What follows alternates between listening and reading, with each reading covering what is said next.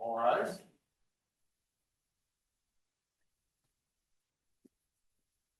Hear you, for the field, say there's witness outside, the honorable Catherine A. King, the honorable Becky Gary. All this, and I think that's the following is over on.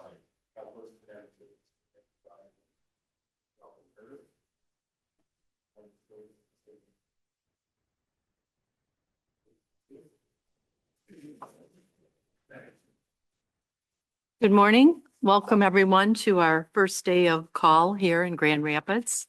I'm Judge Colleen O'Brien, and I'm honored to be here with my colleagues, Judge Kathleen Feeney and Judge Randy Wallace. I see some familiar faces and some new faces. I would just like everyone to understand that we have thoroughly reviewed your cases. We're very familiar with them. No need for you to go through the facts with us. Please just tell us why you believe that you should be prevailing before the court today, and we may have some questions for you. We do have some questions involving minors and possibly domestic matters. So in those cases, we would ask that you be careful not to refer to the names and to use initials instead, because these matters can be viewed by the public. So for privacy purposes, please take care with that. And I think that's it for now. We will call the first matter, case number 1-371239, People of the State of Michigan versus Dorian Martinez.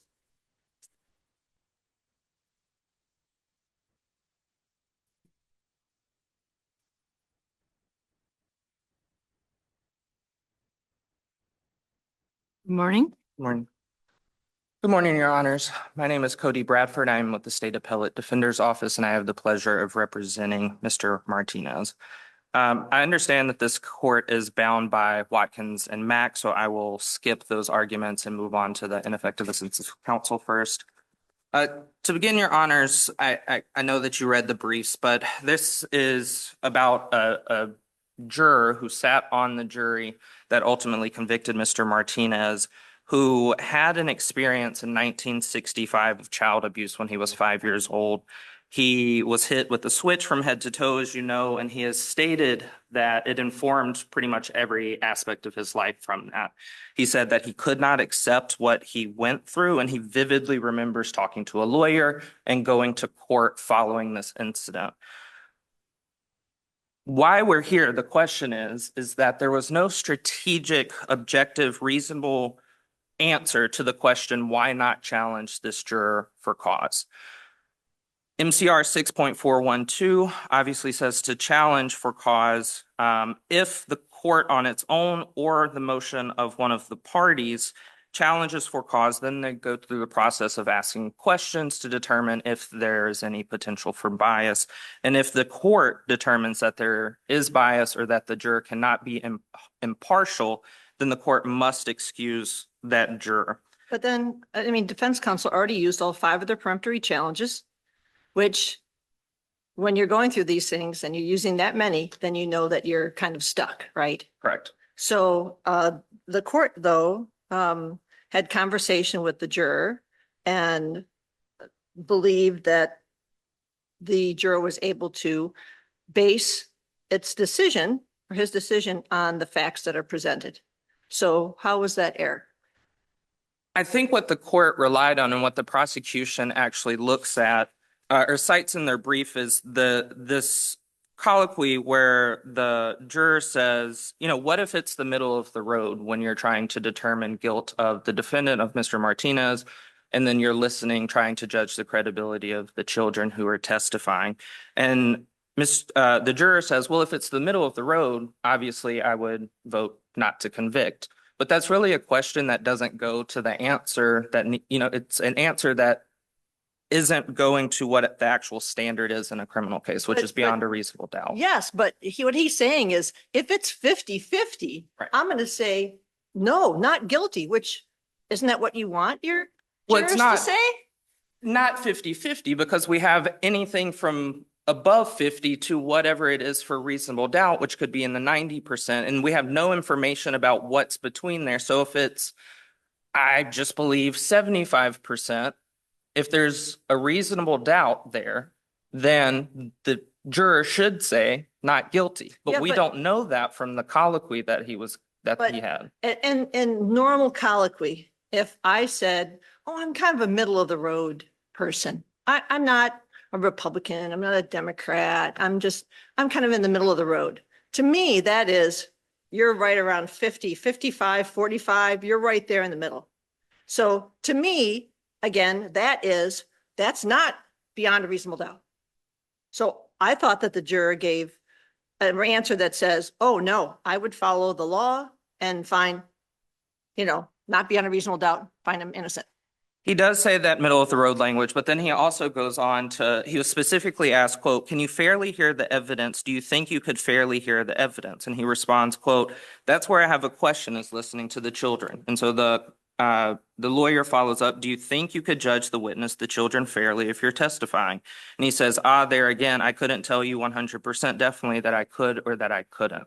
And so the fact that he is unable to say, yes, I will listen to it, I will judge the credibility of the children, I will be impartial, I am unbiased, I think shows that it was unreasonable that the attorney did not at least attempt to try for cause. Now, I get, again, that he had used all of his peremptory challenges, but ultimately it's the court's decision to decide. And I think this middle of the road language, especially followed up by specific questions about, could you hear the evidence and be impartial? And he's saying, I can't tell you that I can. The prosecution also points to Davenport, which is an unpublished opinion of this court, for the proposition that in child sexual abuse cases, which this is just a child abuse case, not sexual abuse, that it's not apparent from the record that defense counsel lacked a sound strategic reason for retaining those child abuse survivors. And in Davenport, the juror said that one difference between Davenport and this case is that in Davenport, the juror said that he had never gone to court, and the court focused on that he had not gone to court, he had not talked to lawyers. In this case, the juror had and said he vividly remembers talking to lawyers. He remembers going to court for this incident. So there's a difference between this case and Davenport. And the court also noted in Davenport that there were 2 other child abuse survivors who said that they could not be impartial and they were stricken from the jury, whereas the other juror in Davenport said that he could. In Mr. Martinez's case, we can't look to that comparison because there were no other child abuse survivors on the jury panel for us to look to say, well, this attorney struck them versus not striking this one, and there must have been a strategic reason. And now I agree with the prosecution that generally whether to strike jurors is a strategy call by defense counsel, but that's not the end of the conversation. We look to whether the attorney's strike is reasonable, or if or failure to strike is reasonable, or if it fell below an objective standard of reasonableness. And in this case, I think it did.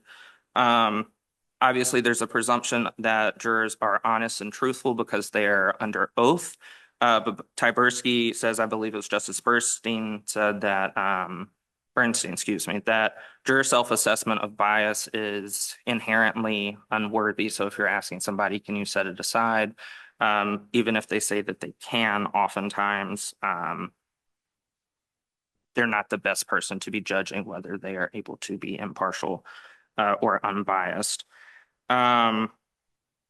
Again, ultimately, it was up to the court to decide if there was a strategic reason, and our argument is no reason that the attorney has for not at least challenging the juror. Whether he ultimately sat on the jury or not is a different question that the court would have decided, but this attorney should have at least challenged it and then let the court decide afterward.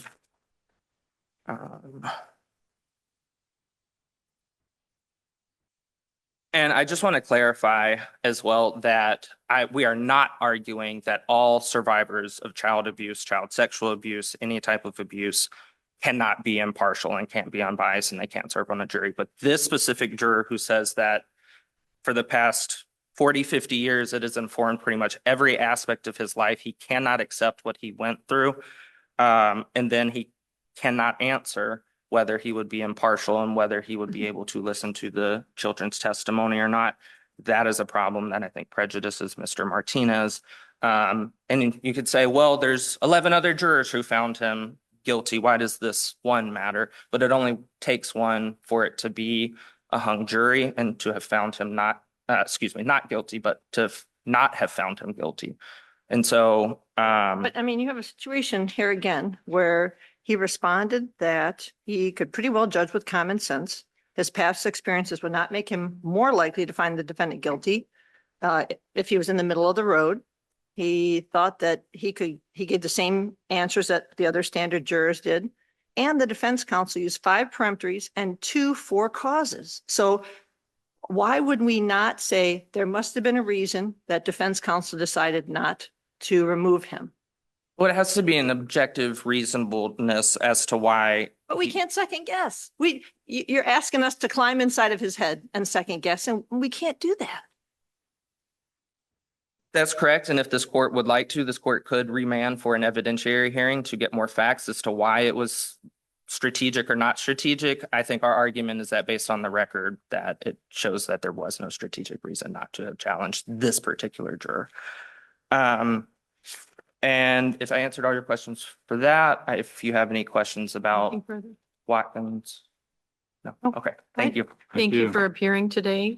No one has been endorsed on behalf of the prosecutors, so this matter is submitted for decision. Next matter is docket number 2, case number 370438, People of the State of Michigan versus Stephen Allen Kiles.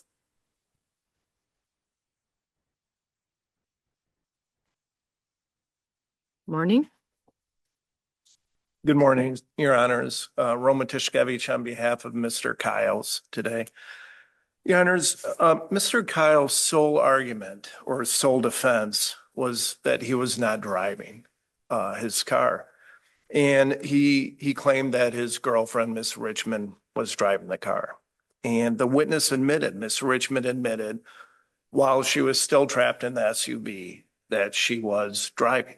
The first responder came to the SUV and she said, I'm the driver. I was driving the car in the SUV. They both said they were the driver that night. Yeah, he did. He did. He said that day, he did say that he was the driver and he was. Several times. And he was drunk. Yes. And Several times. And they were in a rollover accident. But she admitted it. She said, I was the driver first thing in the car. The car's on its hood. She said, I'm the driver. And this was reported in the ambulance records. And the trial attorney admitted she missed these ambulance records. And I give her all the credit, for admitting that. I've been doing this for a while. And this is the first time, and maybe the court has seen this, but this is the first time in my appellate practice that I've had a trial attorney fall on the sword.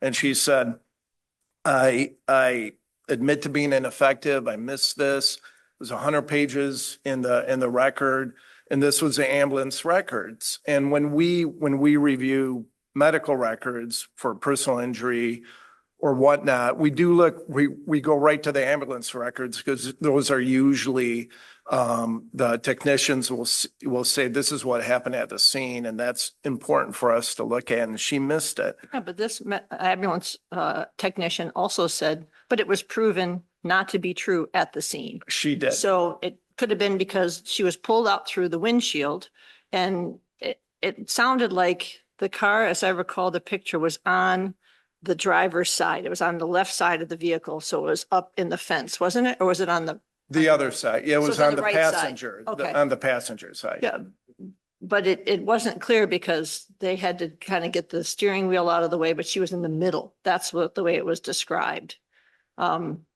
Yeah, and he was out. So if it was on the passenger side, it makes sense that the driver can get out of the driver's side door.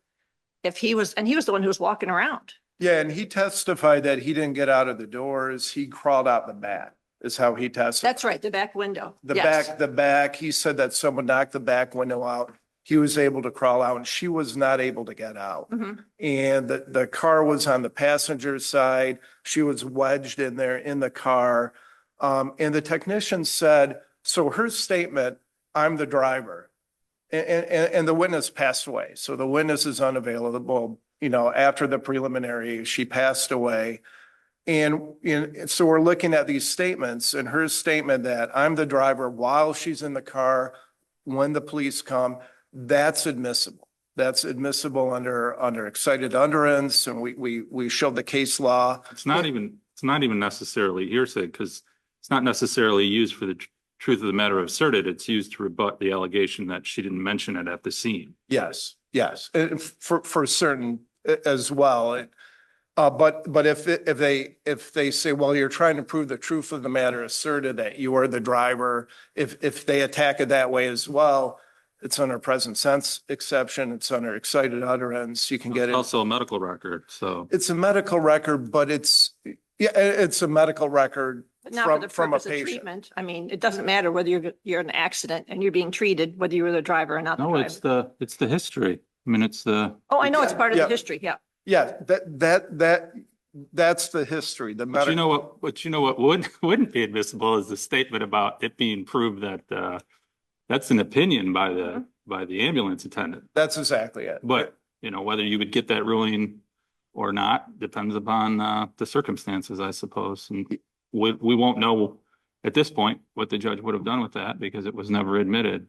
It was never admitted because no one knew about it. No one saw it. No. What difference would it make? Because she did testify at the preliminary examination that she told the ambulance driver right away, I was the driver. So the jury heard that. She indicated at the prelim, she said, I think I told someone. I think she said, I told the ambulance I driver. think I told the technician or I told the police. All right. I think she said, I think I told someone. But then I at the think Judge O'Brien's right. She said, I told the ambulance. ambulance and Judge Bruce then questioned her in the preliminary examination. Mhm. He said, why didn't you tell someone sooner? Why didn't you say anything about this? Why over and over he questioned her at the preliminary examination, which the jury saw. And then the prosecutor attacked that, as rebuttal. He goes, she didn't tell anyone until she was in the emergency room. She didn't tell anyone until her friend called her and said Mr. Cowes was arrested. And if at the prelim and then at the trial, if they had that record at the prelim, she could have said, instead of saying, I think I told someone, she said, I told someone, I told the technician I was the driver, I was there. And then the questioning from the judge and then the questioning from the prosecutor wouldn't be, why did you delay? Why did you wait? Why did you wait till you found out he was arrested? And I think it makes all the difference. I think it makes all the difference in their case where they are attacking the sole witness that passed away and they're attacking her delayed disclosure. And that was the attack. And it would have turned the trial around. It would have said, all right, we can't attack her because she was consistent from the very beginning. But then she really wasn't because she knew that her boyfriend was arrested for, OUIL, and she waited weeks or a long time before she ever talked to the police officer and said, I was the driver. So there's that too. I think it was a couple days. I think it was a couple days after she got out of the hospital. And the police contacted her for a statement. And I believe they contacted, I believe he made her call the police, if I'm not mistaken. I think, and that was, I think they attacked him for that. They're saying, But I think the big, when you look at the big picture, the defendant himself made so many strong statements that he was driving the car. He's sorry, he was drunk. He shouldn't have done it. And he didn't just say it once. He said it 2 or 3 different ways. And the jury got to see that video from the police car and hear him and judge his credibility. And then they were able to judge the credibility of his girlfriend, who unfortunately passed away, but they did see her preliminary exam transcript. So, it's hard for us to second guess their credibility findings. and they also saw the video as well. They just didn't read the transcripts. They saw the preliminary examination video. And then they saw the judge question her. And we saw that. We were able to watch the judge's questioning also. So And we know what And it his seemed demeanor and- incredulous of her. the judges, why did you wait so long? Why didn't you tell anyone? I know you love him. Why didn't you tell anyone that you were the driver? And they charged her with perjury, right? So the prosecutor charged her with perjury. They charged him with perjury, for this as well. And it was dismissed when they got the records. They got the records and they're saying, well, she was making statements at the hospital that she was the driver. She wasn't like saying, I'm not the driver, that perjured herself at the preliminary examination. So and I think the case as well is, But the in-car video is so bad. I mean, on top of everything Judge O'Brien said, the officer even says to him at some point in time, I could give you a bunch of traffic tickets, but I'm not going to. And he doesn't say, well, what do you mean? I wasn't even driving. He says, thank you. I appreciate that. Right. And he explained it at trial. And he said, I was drunk. But did he get treated in for a- a head injury at some point? And no, he didn't. He did not. He did not go to the hospital. He did not get treatment. He said he was discombobulated, which is a word I love, and I've used it before. Discombobulated. Yep. Yeah. And if you're in a rollover accident and you're under the influence of alcohol, you would be discombobulated. But, and I think with ineffective assistance of counsel claims, which the attorney admits, and the trial judge says, no, I don't think she was ineffective. And I believe the trial judge used the wrong standard as well. The trial judge, Judge Bruce, said, I think it's outcome determinative. And it is not. It's a reasonable probability that the outcome was affected, which is below a preponderance of evidence. It's below a preponderance. And this can be achieved irrespective of whether there was sufficient admissible evidence to support the conviction. And in the 2023 published case from this court, Urbanski case, cited to that, saying, even if there's sufficient evidence to convict someone of a crime, you can still have a reasonable probability that the outcome was effective with an ineffective assistance claim. And Judge Bruce, when he said this would get in, her statement, and also the second statement would get in, and he was wrong. The opinion from the technician would not have got in. And I think in that case, they would have had to use accident reconstructions. They would have looked at the witness with a new light. And then Mr. Kiles could have testified at his trial saying, this is why I was discombobulated. This was why I, made these statements. But if there's any other Any other questions. questions? Okay, all right. Thank you for appearing today. Thank you. Thank you. I appreciate it. And this matter will be submitted for decision.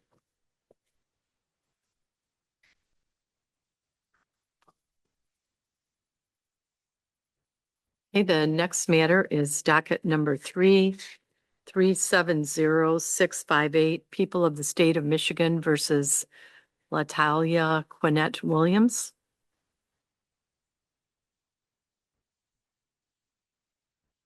Good morning, Your Honors. Kelsey Thomas on behalf of Latila Williams.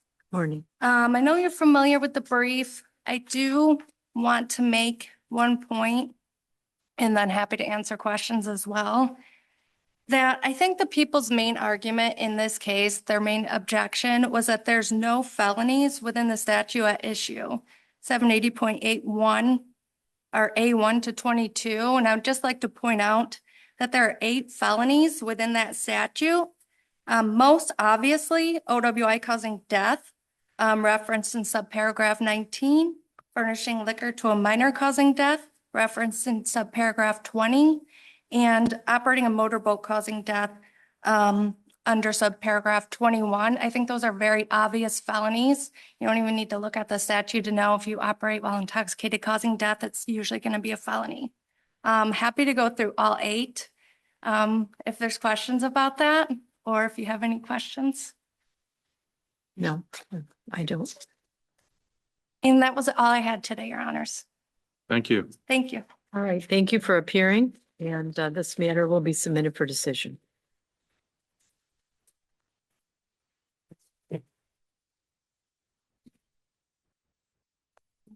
Docket number 4 is case number 365946. People of the State of Michigan versus Daniel Corinne Autry. And we have one party appearing remotely. Okay, Laurel Kelly Young on behalf, and the video or the audio went out when you said the name. I have 2 cases this morning. So if you This- don't mind repeating who I'm representing on this one? Yes, this is docket number 4, People of the State of Michigan versus Daniel Autry. Okay, Thank you. yes, thank you. And in this case, the issue is self-defense. And I think that the strongest issue towards or the support for the self-defense is that they had an altercation before, and Mr. Autry, lost that altercation. So he did have fear of Mr. Lloyd.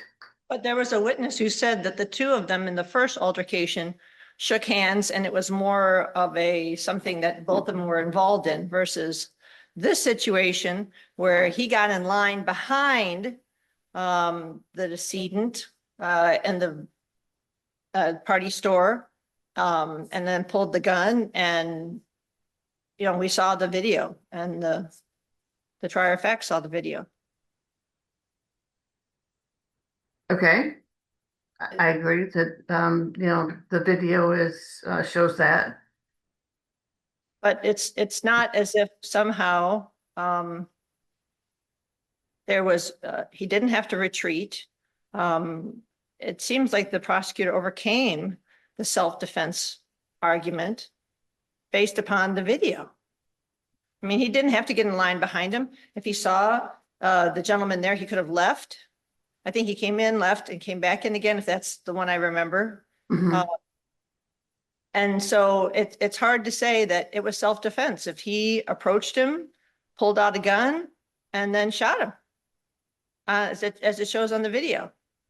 But I think also there are moments in the video where he does feel threatened by Mr. Lloyd, that he is backing up. You saw him backing up? Yes, Like how far? a step. Enough to show that this is somebody that he does not want to engage with. But the strange thing about that, though, is he could have gone around the other way and gotten in line behind this gentleman from behind. Instead, he went all the way around in front of him so that this person could see him and then got in line behind him. If he really was afraid of him, why didn't he just hang out in the back of the store until that guy checked out? He was standing there about ready to, pay for his items and leave. Well, I think that, as I recall, he was 24 years old, and there is a lot of, bravado in that age group of wanting to be shown as being strong and not weak. So I think that you're right. He could have. There are other choices, but because of his age and his, he got, it's embarrassing to get beat up, and I'm not offering that as an excuse to shoot anybody, of course. But in an impulsive 24-year-old, that he's still running hot and knows that this Mr. Lloyd can beat him up. I mean, I think the other issue is also that it looked like, just based on the video, it very much looked like he went back to the car after he saw this gentleman and got the gun and brought it into the store, which appears to be why he was holding on to his onto his thigh. Mm-hmm. Mm-hmm. Well, I think that's Was there any evidence rebutting that? what, that he went to the car and got a gun? Yes. the fact that he pointed it down, I think that's part of that same sort of, grandstanding bravado. Look, I've got a gun, but he holds it down to his side. All right. Any other issues you wanted to raise, Michelle? No, Okay. Very good. You did a great job on the brief, by the way. oh, thank you. Thank you. All right, this matter will be submitted for decision. And then we have another case with you, Ms. Young. Yes, Docket number 5, case number 370834. People of the State of Michigan versus Tanasi Musam Hindo. yes, Okay, yes. Laurel Young on behalf of Mr. Moose Hindu. And here it is an identification issue. And I did a chart comparing the descriptions of the what the different individuals saw that don't align with Mr. Moose Hindu. But he was wearing a mask. It was during COVID. And the heights weren't that far off. They kind of gave a range. Unfortunately, the banks don't have the same thing that like 7-Eleven has, which says what your height is as you're walking out the door. Oh, So, I mean, at least 2 of the witnesses, as I recall, recognized the 2-tone jacket, right? okay. And kind of the same approach on the multiple occasions. So it still seems difficult to imagine because you have the DNA from the bag that he dropped and somebody picked up and chased after him with, that placed him at the scene. And, it's difficult to work with the cases that, a client tells you that they're innocent. And in my analysis, I just looked at the different discrepancies between the robberies and who did it. okay. Anything further you wanted to discuss?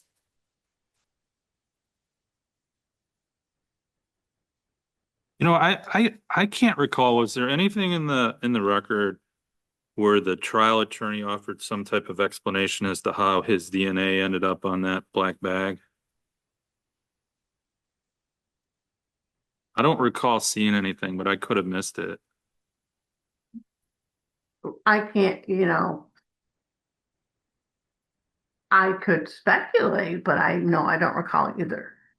Okay, thank you. All right, any further questions? Okay, thank you All for right, hearing, and Thank this you. will be Thank you. submitted for decision. thank you. All right.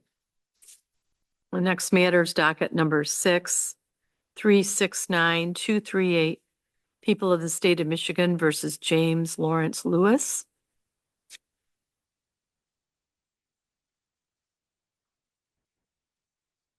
Morning, Your Honors. Mary Owens here on behalf of the defendant appellant James Lewis, and I'm just here for questions. Okay.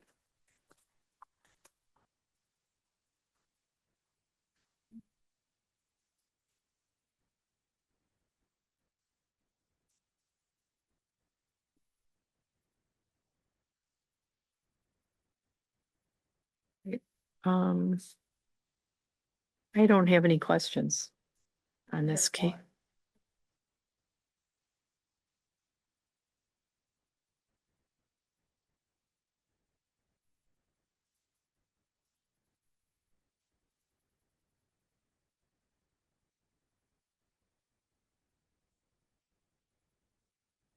Nope, I don't.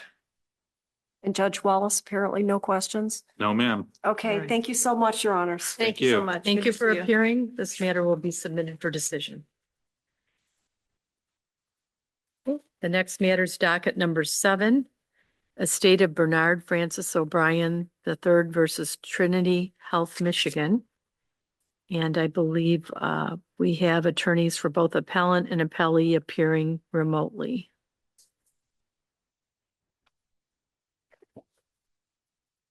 Good morning, Your Honors. John Alexander on behalf of the estate of Bernard Francis O'Brien. Thank you.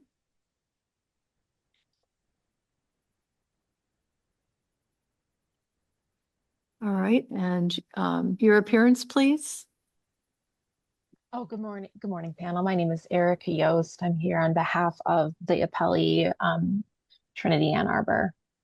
Thank you. Okay, Mr. Alexander, you can proceed. Thank you. I know, as you indicated, you've all read the briefs. I'll highlight the important points. This case was dismissed on a C8 and C10 motion at the trial court level when defendant filed those motions in lieu of an answer. We believe the facts in this case clearly indicate a violation of MCOA, and meaning the facts are undisputed that Bernard Francis O'Brien had an aortic dissection when he was at Trinity Hospital in Ann Arbor. It is undisputed that he died of an aortic dissection after he was transferred to University of Michigan Hospital, even before he got there. And it is undisputed that defendant Trinity was aware that he had an aortic dissection. These facts are undisputed, and it is the poster child of an MCOA violation. The court dismissed the case, and even on those facts, and even with the CMS Medicare coming out, looking at the records, performing an investigation, and finding that there was a violation of MCOA. And those violations were sent over to Trinity Hospital, and the president signed off on those violations, admitting those violations. We believe the court should reverse the trial court's decision in this case.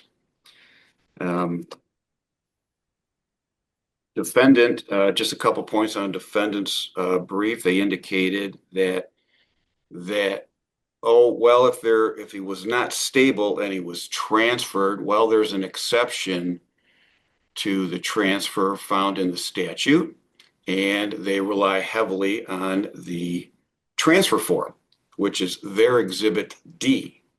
And they actually copy and paste a portion of that and put it in their brief. But what they ignore, and I'm just going to show, it's hard to see Exhibit D, they only put this middle part in, and they ignored that the physician certified on the left that he was stable and that there was no reasonable medical probability of material deterioration of his conditions. That's an exact violation of MCOA. And the part that they did put in their brief didn't even meet the statute. None of the boxes were checked, no signed off on no physician. The case cannot be clearer. Well, let's say we agree with you on all that. Who's your causation expert? The medical examiner, he died of an aortic dissection. Yeah, but who's going to say that if they hadn't checked that box, that somehow he would have survived? Who's your expert on that? It's not that they didn't check the box. It's not about the forms. It's they didn't stabilize him. That's the violation, and he died because he wasn't stabilized. Okay, who's going to say that? The medical examiner will say that. That's what happened. He died en route. If he would have stayed Oh, there, the medical examiner says he died of an aortic dissection. right. Who's going to testify that had they actually stabilized him, he wouldn't have died of an aortic dissection anyway? Well, we have experts, but we never got to the discovery phase. This was all at the outset. So who's your expert then? I have to look at my witness list. We have a cardiothoracic surgeon.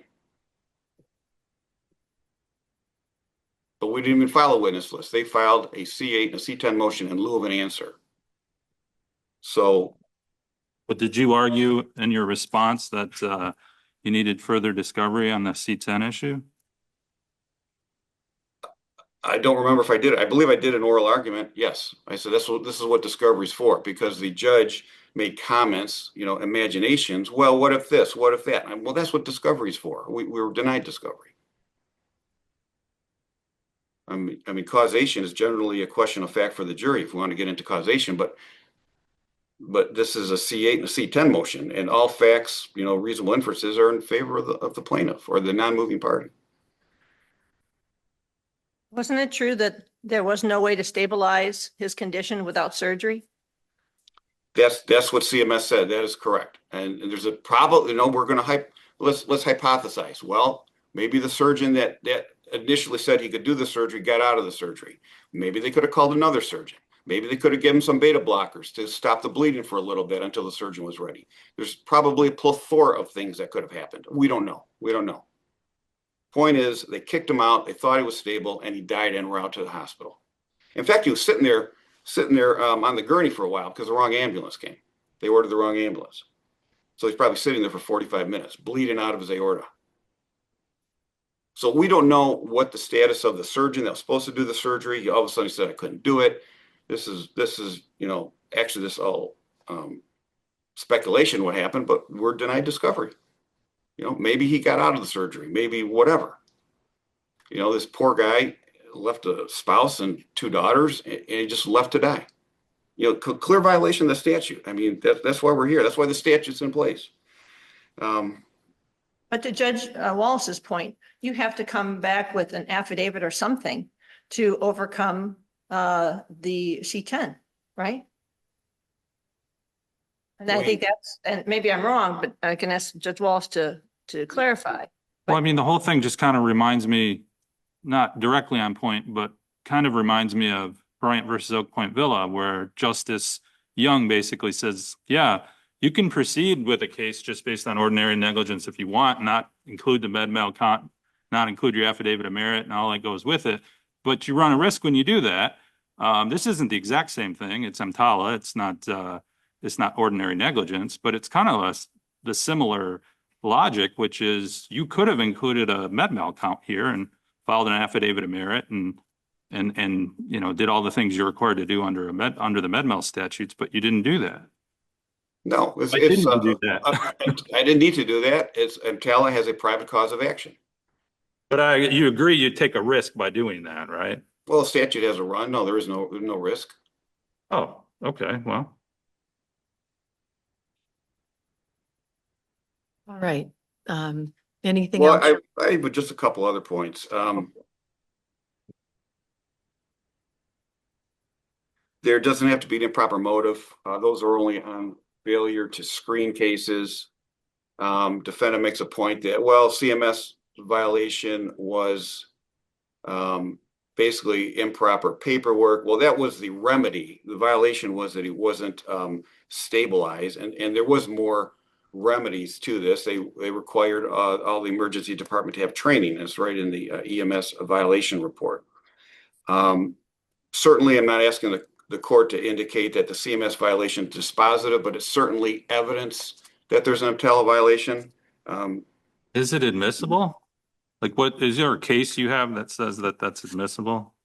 And I'm not saying there isn't one. I'm genuinely asking. I don't know whether it's admissible or not, but I don't know why not. I don't know why it wouldn't be. Well, I mean, a police report's not admissible. It kind of seems similar to that. But maybe there's some case out there where that's been decided one way or the other. Yeah, I don't know if that's been admissible or not. I don't see why not, because, and if not, I could call the actual nurse that came in, and she'll testify just like a police officer. She'll come in and testify. Yes, I did look at the records, looked at the statute. There's an EMTALA violation here. I work for CMS Medicare. I don't have a dog in this fight. So whether it's admissible or not, I get the reporting nurse to testify. The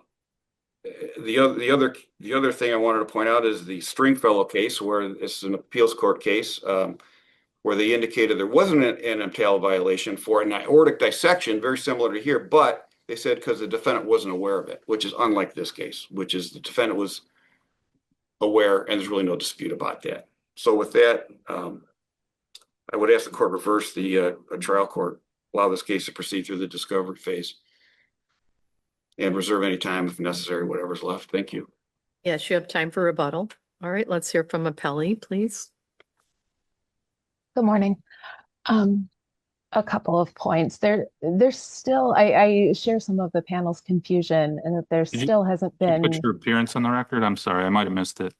Oh, yeah, sure. Oh, I'm sorry. Erica Yost on behalf of the hospital appellee, Sorry about that. Trinity Ann Arbor. Of course.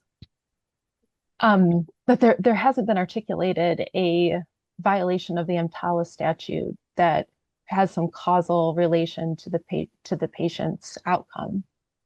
The EMTALA statute just requires, it was a statute that was enacted to prevent patient dumping. I think this couldn't be further from the case of what happened here. The patient was. But the doctor for your facility clearly checked the wrong box, right? Yeah, it appears that if he checked the wrong box saying that the patient was stable, yeah, there's no dispute that the only treatment to stabilize this patient was surgery. The Trinity Ann Arbor determined that they didn't have the capacity to do that. And the statute says that if the hospital determines it doesn't have the capacity to provide the stabilizing treatment, that the patient that it's required to transfer the patient to a hospital that is capable of doing so, which is exactly what happened here. What was the reason the surgeon who initially agreed to do the surgery on him? What was the reason given for why he or she changed their mind? I believe it was just that the surgery that he was in was taking longer than he expected. And I realized even before the transfer to the Ann Arbor location happened, I believe they learned about that en route. That was in the earlier records from because the patient was transferred to Ann Arbor to begin with. But all of the requirements of EMTALA were satisfied in the statute. There was a physician certification that the medical benefits reasonably expected from the provision of the appropriate medical treatment outweigh the increased risks to the individual transferring. There was a in the medical record in the EMTALA document as well as in the medical record, the transferring hospital could provide the medical treatment. This was going to be at University of Michigan. The receiving facility accepted the transfer. There's a note of that. There was no allegation that You mean all but one. You already agreed, I believe, that they were supposed to check the box indicating that they weren't able to stabilize the patient, and instead they checked the box that said that they had stabilized the patient. Right? So it's all but one. That requirement is not specifically in the there's no requirement in the EMTALA statute that says that box needs to be checked in a certain way. I'm curious because the appropriate transportation is provided. The mobile ICU is provided. No, there's no allegation that wasn't the appropriate. There's no causation here to the allegation that there may have been a mischecked box at that level of the form. Possible that because that box was checked, they sent the wrong ambulance? Yeah, that I do not know. Because if he was stable, they didn't need is it MICU ambulance? Yeah, I think it's mobile intensive care unit. Yeah. But that also has not been alleged here. So what's your response to counsel's suggestion that the medical examiner and the death certificate provide the causation evidence that he needs? It may provide. I mean, I don't know what the testimony is obviously at this point, but it doesn't connect any of these alleged violations of the EMTALA statute to the death. It seems like he wants like the EMTALA statute to require that the hospital perform this surgery to stabilize the patient. It's undisputed that this surgery is required for this patient to be stabilized at this point in the litigation. And that's just not what EMTALA requires. This hospital did everything to try to get the patient to the surgery that would stabilize him. But they didn't, there's no evidence that they called in another cardiothoracic surgeon, did they? There's no evidence of that. And I think once we get into that turns into a medical malpractice case, which is why we also have this. The EMTALA statute doesn't require every hospital to have multiple backups of cardiothoracic surgeons, nor has it been alleged that this hospital should have had that. What's your response to Mr. Alexander's statement earlier that he argued at the hearing to the judge that that additional discovery was required in order to address the C10 motion? I think that's always an argument when you do a motion for summary disposition in lieu of answer or early in the case in the trial court. But I think my question would be, what would we do discovery on? Like we have Causation. He's basically saying that he has a expert that he intended to name. I think he said a cardiothoracic surgeon. And had there been further discovery, you could take the deposition of that person, get an affidavit from them. Is that not? But accurate? I have 2 points. One, this is a motion for summary disposition. The court rule requires that you respond with the affidavit or other evidence you have. But the case law says you can also argue to the court that you should be allowed to conduct additional discovery as long as the discovery cutoff hasn't been reached yet. Isn't that true? I believe the court rule requires that you respond with the discovery, or at least identify the discovery that you want to do. Sure, but you don't dispute the fact that there are tons of published cases that say that the court can simply rule, hey, your C10 motion is too early. You have to bring it at the close of discovery or somewhere close to that. You don't dispute that, right? I don't dispute that, no. But also the non-moving party has an obligation to respond to any motion for summary disposition with evidence that in support of his claim.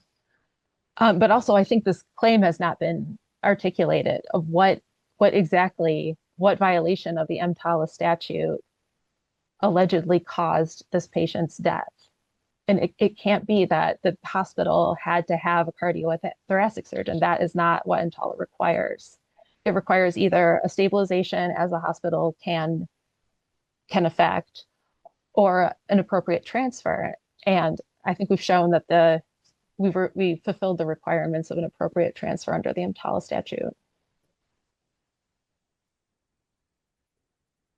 Anything else? All right, thank you. Will Mr. Alexander rebuttal? Sure, just 2 quick points, Your Honors. Thank you. Point one, there's no physician certification about transferring. I pointed that out earlier as blank. Secondly,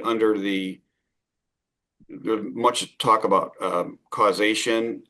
Under the private cause of action portion of the EMTALA statute, says any individual who suffers personal harm as a direct result of a participating hospital's violation of a requirement of the section may in a civil action, bring a case.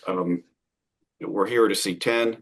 The violation is clear. CMS found a violation for failing to stabilize. That's the violation, failing to stabilize. He died of an aortic dissection. We've submitted admissible evidence, the death certificate, that he died of that. The court should reverse the trial court's decision and allow this case to proceed through the discovery phase. All right, thank you. Thank Thank you you. both for appearing, and the matter will be submitted. Thank you. Thank you.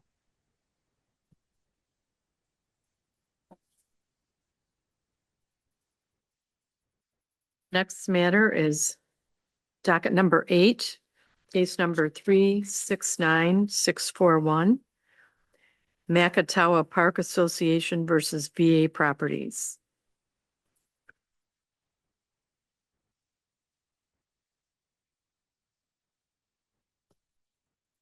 Good morning.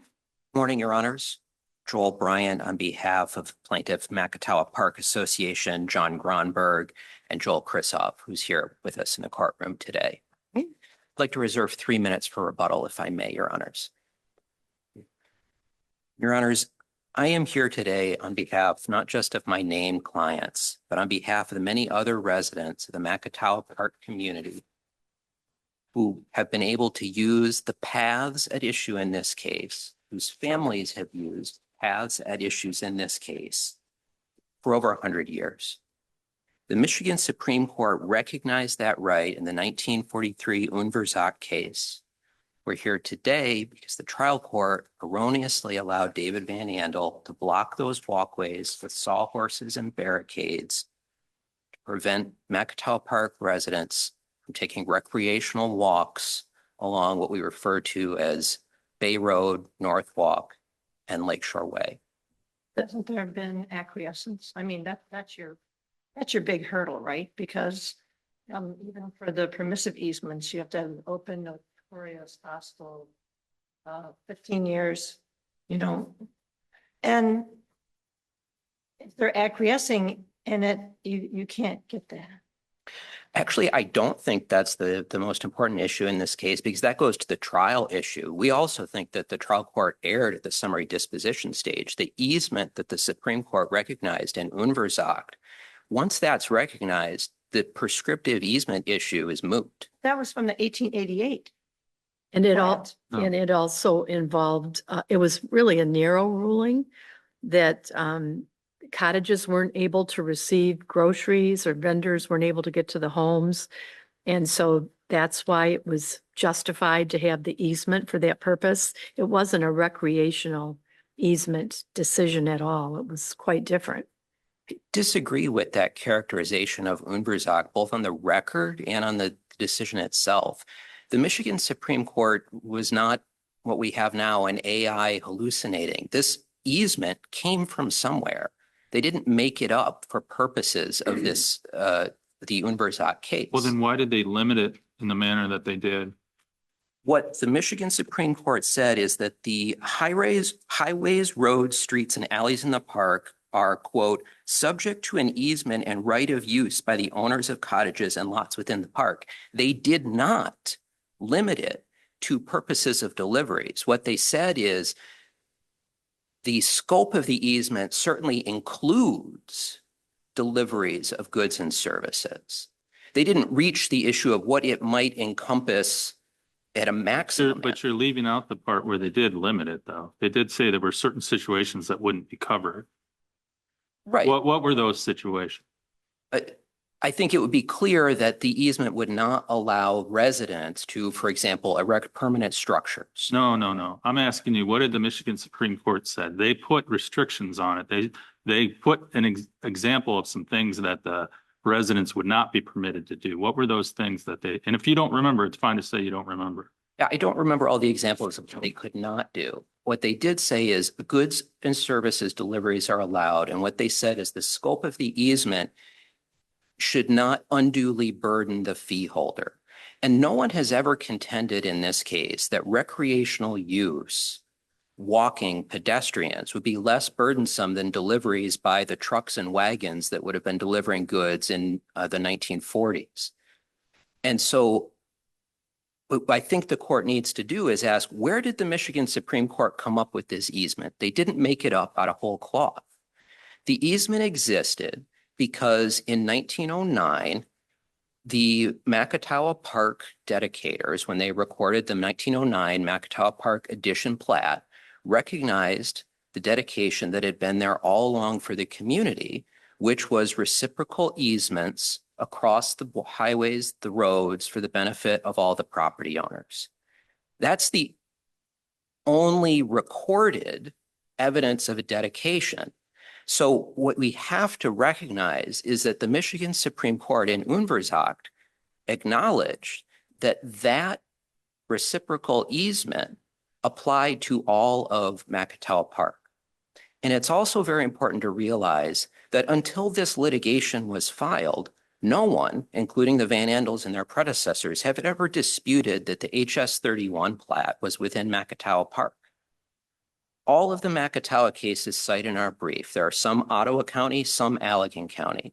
They all treat Macatawa as one community. In the Macatawa agreement, it's referred to in the record, which related to beach maintenance. The defendant's predecessors in interest specifically acknowledged that the HS 31 plat on which the properties at issue here are located was within Macatawa Park, along with all the other plats. They confirmed that 6 times in amendments to that agreement. That was Jay Van Andel and his entities acknowledging that their properties were within Macatawa Park, along with all the other recorded plats.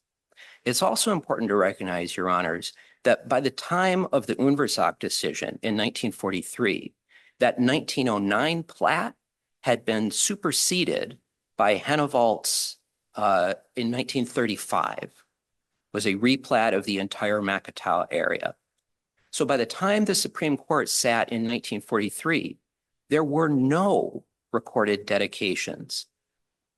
And yet the court had no trouble recognizing that it still existed. Now, why would that be? That is because the supervisor's plat, which we would now refer to as an assessor's plat under the statute, the supervisor was sent out to plat or either plat unplatted properties or replat areas where the recorded plat did not match the reality on the ground.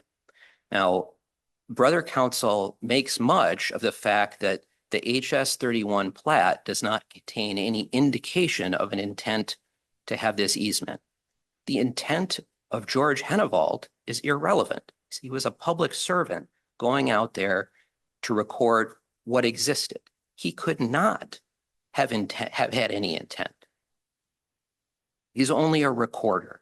The intent that matters is the intent of the property owners when they did the dedication. In the statutes that existed at the time, they should not have been able to sell plats in properties in what is HS 31 without platting it, but they did. And that's why George Hennevald, who was the surveyor for several of the counties in that part of the state at the time, you can go find him. His supervisor's plats have been contested in a number of cases because the reality is that at the turn of the 18th, 19th century, folks didn't pay as close attention to platting as we expect nowadays. That doesn't mean that a supervisor's plat recorded by George Hennevald erases the easement that the courts had already acknowledged existed. Now, defendants also make much, and the trial court focused on what they believed to be Henry Post's intent. Henry Post came into this because he was the owner of portions of Macatawa Park, and he deeded some of that property to the United States for what was then a life-saving station in the 1870s. The trial court focused on that and said, well, Mr. Post didn't record any dedication of access. That's irrelevant for at least 2 reasons. First, the properties at issue today are different properties. Now, the trial court specifically found that they were, and Brother Counsel strategically omits acknowledging that error. But it is absolutely clear from the record, the chain of title, the properties that the paths cross that are at issue today were never deeded to the United States. So Henry Post's intent as to the properties that were is irrelevant. It's also irrelevant whether there could be a prescriptive easement or not over land owned by the federal government. Federal government to this day allows Macatawa residents to walk across that property to reach the Big Red Lighthouse. The challenge is that the Van Andels has set up barricades so that the only way to get there now is along the beach on the Lake Michigan shore. And turning, Judge Feeney, to your question about the prescriptive easements, which is the second part of this case. The Marlette decision, again, this is a Michigan Supreme Court decision, says when you have many years of undisputed access and use, the burden shifts from the plaintiffs to the defendants, and the defendants have a burden of production.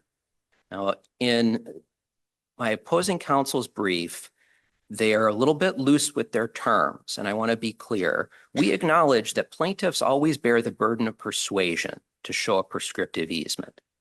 But what the Michigan Supreme Court has said is once we've produced evidence of use over a long period of time, there is a burden of production on the defendants to come forth with evidence that can establish that there was acquiescence and permissive use.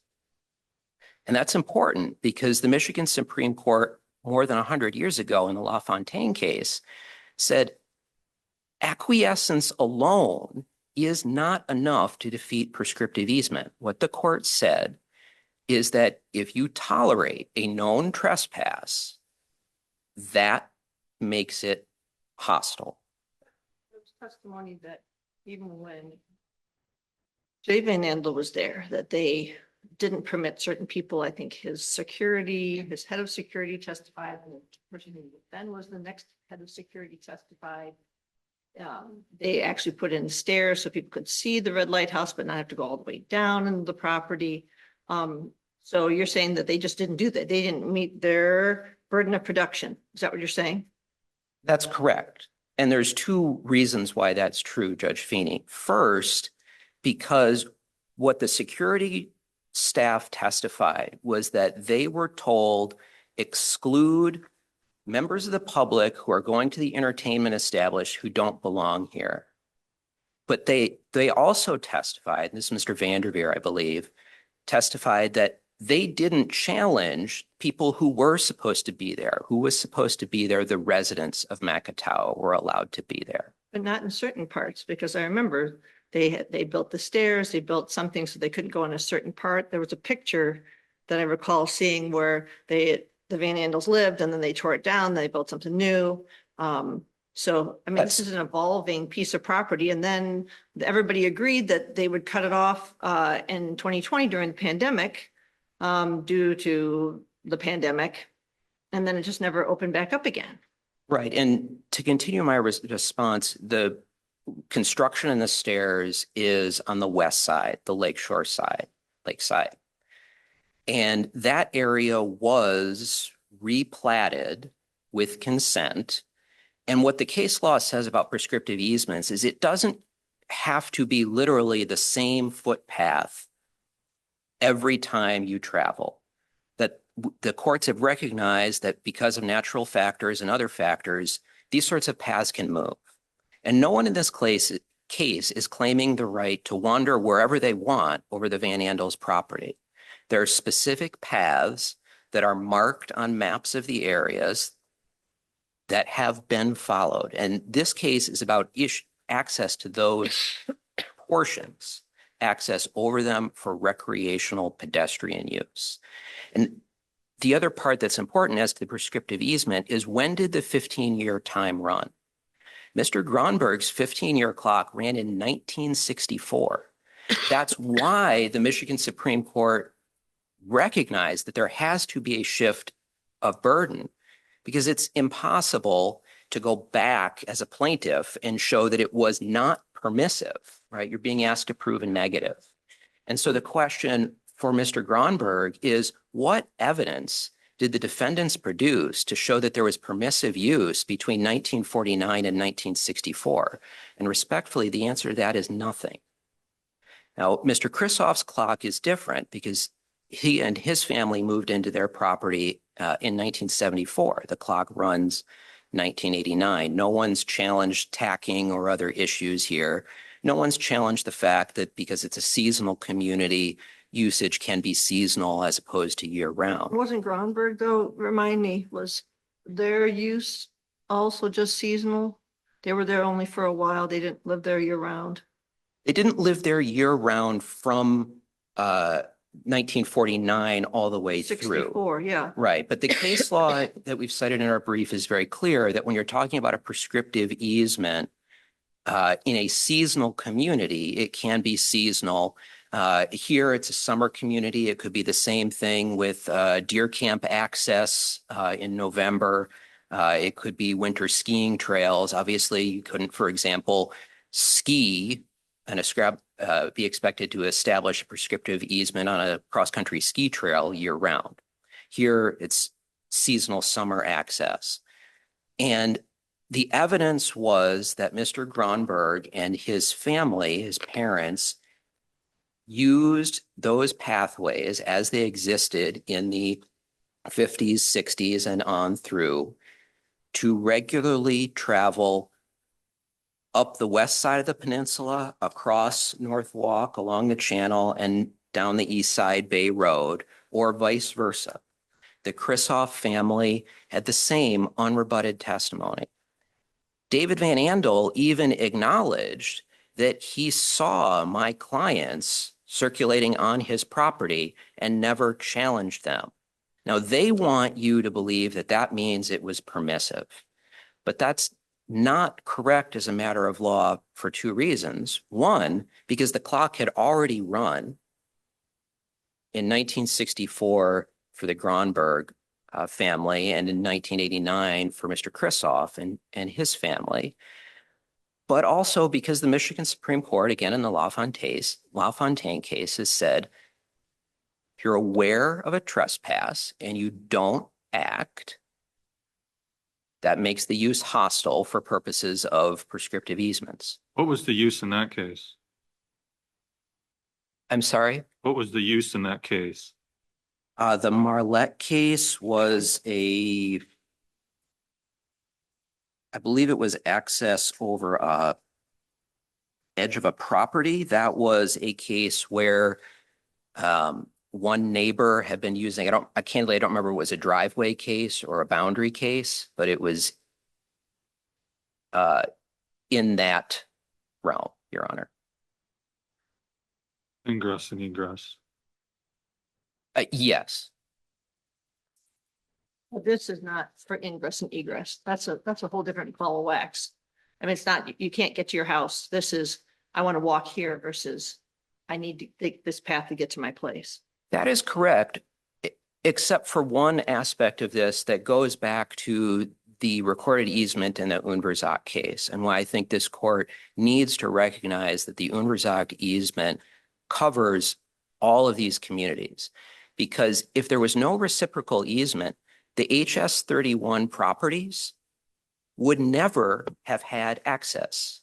They would have been inaccessible other than by water, because for 170 some years now, the only way to get to the HS 31 plat other than by water has been to cross the roads and walkways through Macatawa Park. I don't think we disagree with you on that. What we disagree with you is that there was a very narrow ruling in that case that the easement was for purposes that were reasonably necessary for use and enjoyment of the property and Cottages.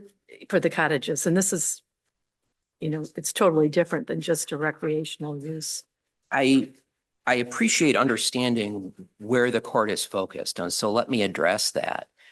If the Michigan Supreme Court had been faced with a question of, here we have landlocked parcels, and the problem is the owners of those parcels need access. And so we have common law that says you get an easement over a neighboring parcel because you're landlocked for purposes of access.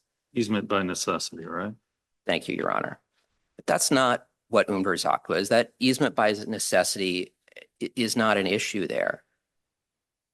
The easement that was recognized in Unverzagt is the recorded easement that was documented in the 1909 plat that allows access throughout the community for all purposes. This is essential. But they didn't say for all purposes. They limited it. I mean, you're talking about an era where people had milk delivered to their house every day, right? And these folks weren't being allowed to have anything delivered there. And the Michigan Supreme Court came in and said, well, that's not That's not fair. And so what the Michigan Supreme Court did was exercise judicial restraint. They said, we're not going to say here today what the upper limit of this easement will allow you to do. What we're going to say is your easement, which in their words, they did not say an easement for deliveries. They said, subject to an easement and right of use by the owners of the cottages and lots within this park. And then what they said is, what that right of use is, we're not going to say today what the maximum burden is, but it certainly includes getting deliveries. And nobody here has ever argued until we got to this court that recreational pedestrian use would be more burdensome than having that milk cart delivered, which would involve a commercial vehicle coming onto the Van Andels property. If the version of the easement that was articulated just now is correct, what we would be saying is that the non-Van Andel owners on HS 31 could have Amazon trucks delivered to their property as often as they want.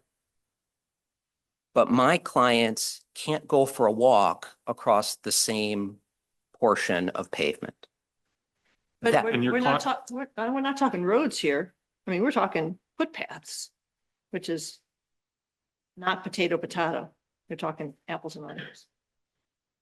North Walk is a footpath sidewalk over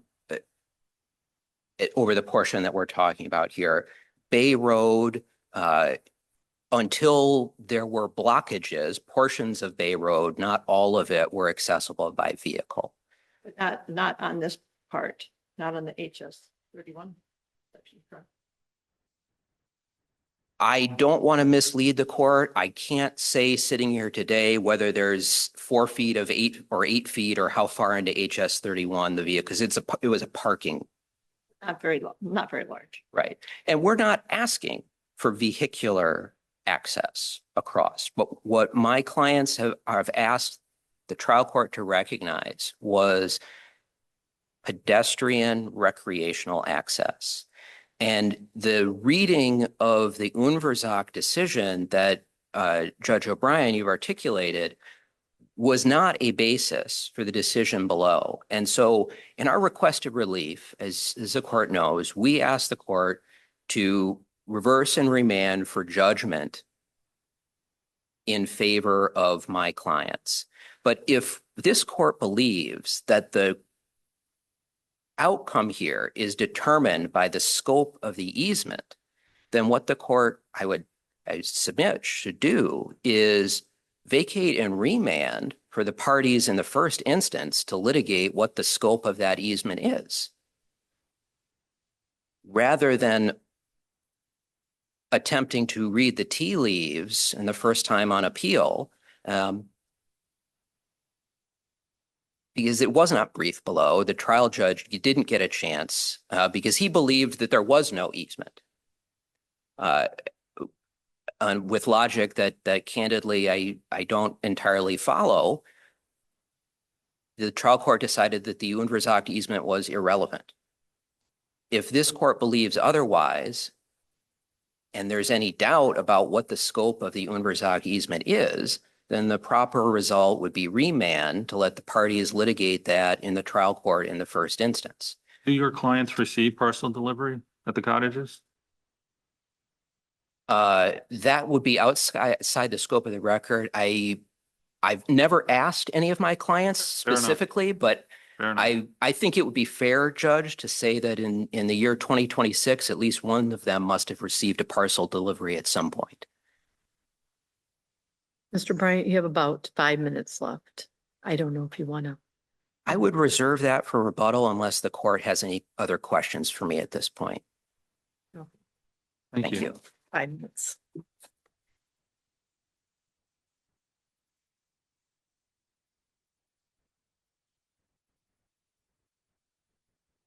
Good morning, Your Honors. James Brynsma on behalf of the Appalese VA Properties and David and Carol Van Andel. I'd like to focus at the beginning on what the discussion was about Unversacht and what it says about what's claimed here, which is a recreational easement across property that was not adjudicated in the Unversacht case. And they got two problems with Unversacht that they can't get around. The first one is that the court was not adjudicating something called MCOA Park that included anything other than the plats that were recorded as to the real property with specific boundaries. There's not one scrap of information in the record that shows that the Unversacht court was looking at anything other than what they said, which was the plat from 1888.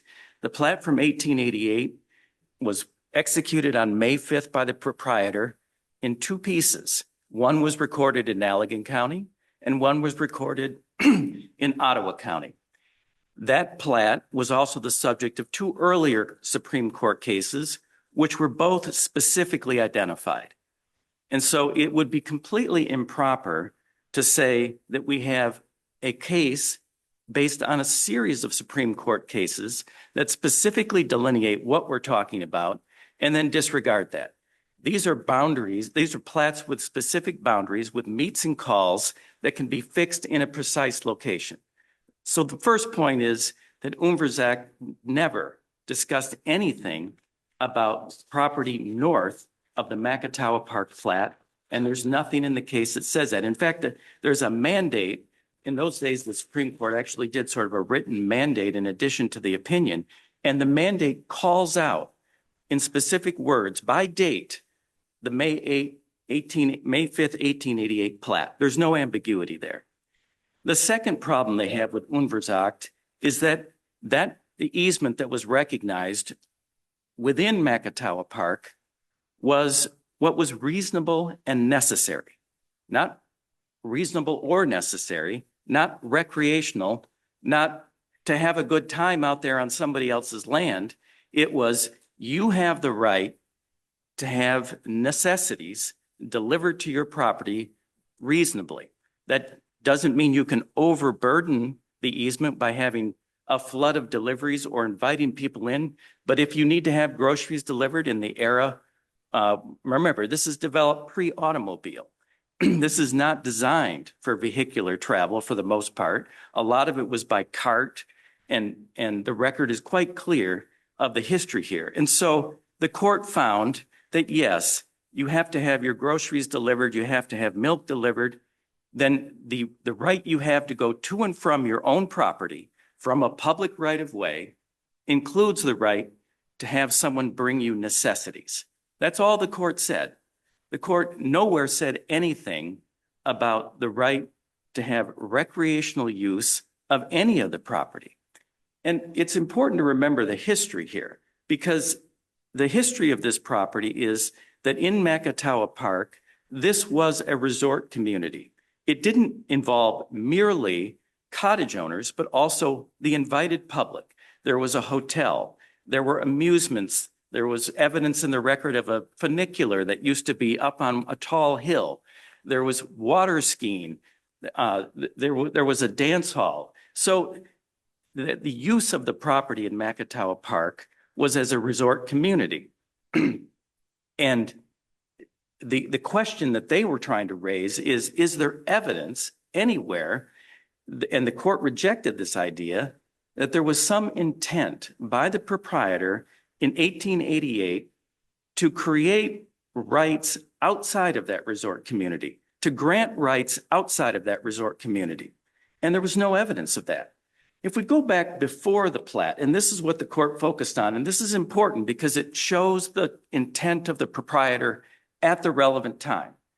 In 1873, property was deeded to the United States government, and it was deeded in fee simple with no reservation of rights. So the proprietor did not retain the right to make any recreational use, to allow anyone to cross that property or even to cross that property himself or herself. The post did not reserve anything in that property. And so if the idea had been, we want to take this entire peninsula that we today own, and we want to retain the right to use this entire peninsula as a recreational community and to offer as a recreational amenity usage pathways across the property, they failed. They failed in 1873 because they didn't retain any rights. And so that completely defeats the fundamental point that they're making, which is that there was an intent at the relevant time to create recreational usage rights in the entire peninsula. The only evidence we have that's reliable, the recorded conveyances, the deeds to the United States government, and the plats that were recorded show no evidence of retaining any such rights or creating any such rights for anyone. And so the idea that there was a grant that goes back 100 years is defeated by the contemporaneous records that we have produced.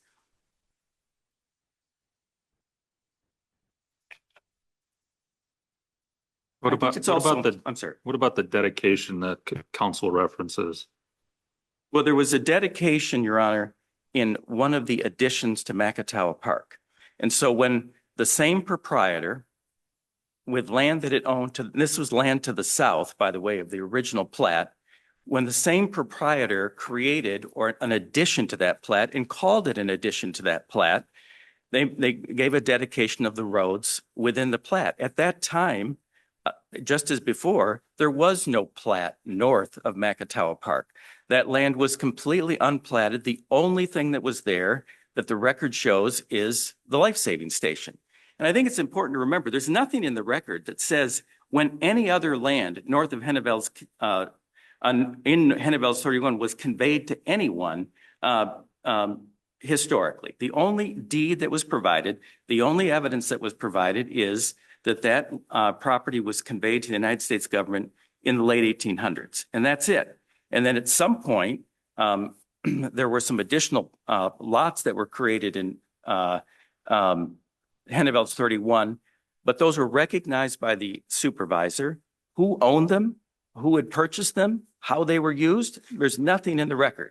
What we do have, though, in the record is that when when one of the houses at Henneville's 31 was actually also a commercial business. And so in the era of the 50s and 60s, it was a place where people would go fishing and they could rent a boat, they could buy bait, and they could go out. So again, the usage, anything we see there is the use that is consistent with the owner of the land allowing people or inviting people on the owner's property for the recreational purpose that the owner is doing for a profit, doing for a fee. There's nothing that says, I want to grant to the cottage owners in the property south of Macatawa, south of Henneville's 31, a permanent right for recreational usage of this property. I wanted to talk just a minute about the statute that was in place at the time, because I think it also helps inform the court's decision.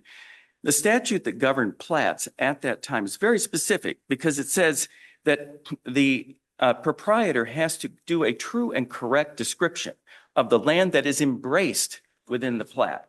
And so, and the Auditor General certifies before a plat is recorded that it has met the standards of the statute. And the statute goes on to say that the proprietor must put into the plat that property which it intends to include. And so when we have a recorded plat that has been certified by the Auditor General as meeting the parameters of the plat, the statute says it is prima facie evidence that this has been properly done in accordance with the statute, meaning that it reflects the intent of the proprietor. And so precisely what was shown in the plat is precisely the rights that were created.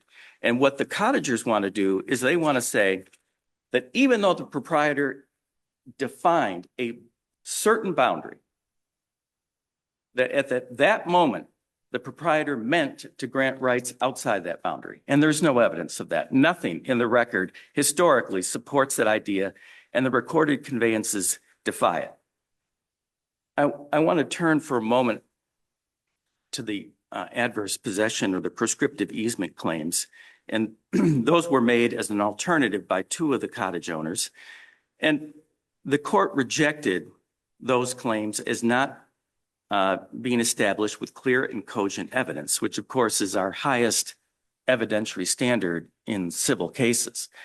And the record contained abundant evidence to support the court's findings. One of the things I think it's important to remember is that the court heard the testimony of both Mr. Gronberg and Mr. Krisoff, and in the court's opinion said, you know, their memories may not be quite what they think they are. And the court didn't necessarily agree that they had gotten everything right in terms of their intensity of use, and understood that there was contradictory testimony from the Van Andel witnesses that suggested that maybe it hadn't been as consistent as they thought. The other thing that's important is there was no specific testimony, certainly from Mr. Gronberg, of when any hostile or adverse use actually began. Now, he says his parents bought property there in 1949 and he was 7 years old when he went out there, but he doesn't say, I started walking on this particular pathway at that time on any sort of consistent basis, evidencing an intent to claim an easement over that property. What he says is, I played all over the place and I didn't pay any attention to what my parents were doing because I was 7, 8, 9 years old. And so his testimony was absolutely truthful in the sense that he didn't have any particular pathway or particular intent when he was out there claiming any rights. He was doing what kids do. And so when did that transform? And there was never any evidence offered by Mr. Gronberg or when this 15 years actually started to run. The other problem they have is they don't have any evidence of when the pathway they're using actually got into place. Remember that Bay Road, which comes up the east side of the peninsula, dead ends, and it does not continue for vehicular travel. There's no question about that. Historically, what the records show is that there was no pathway to the north within any plat. In fact, the only pathway was a dock out over the water, outside the plat. That's the only thing people had to use, and there's evidence in the record that that became dilapidated over time. There's photographic evidence showing it. And so there was no pathway that even existed at the time that the Gronbergs first purchased their property. The pathway they use today is a sidewalk that J. Van Andel built. And so the idea that he was using that pathway when he was a child or even when he was a teenager is defied by the evidence. And so when they don't have a starting point for a prescriptive right, then they can't show when it ended. And that was one of the problems they had here. They also have a bigger problem, which is the notion of permission. And if you go back all the way back to the Van Wieren case from the 20s, the court said there that at that time, the proprietor had done as much as they could possibly do to protect their rights in these roads and walks that was consistent with their business model, and that all of the use at that point, to the extent it was done, was under implied permission. Historically, the Michigan Supreme Court saw that the use here was always permissive, and that continued. That continued throughout the history. We have members of this isn't a case where we have two neighbors and one neighbor is simply doing something that's inconsistent with the rights of the other neighbor. This is a case where we have hundreds of people that are invited onto the property to go to the resort, go to the restaurant, and the idea that we're supposed to say that two of the people among those people that were allowed to use this property actually were wearing an adverse possession hat when they were walking across the property, it's not plausible. The use here was permissive. It was always permissive, and it was tolerated for very specific reasons.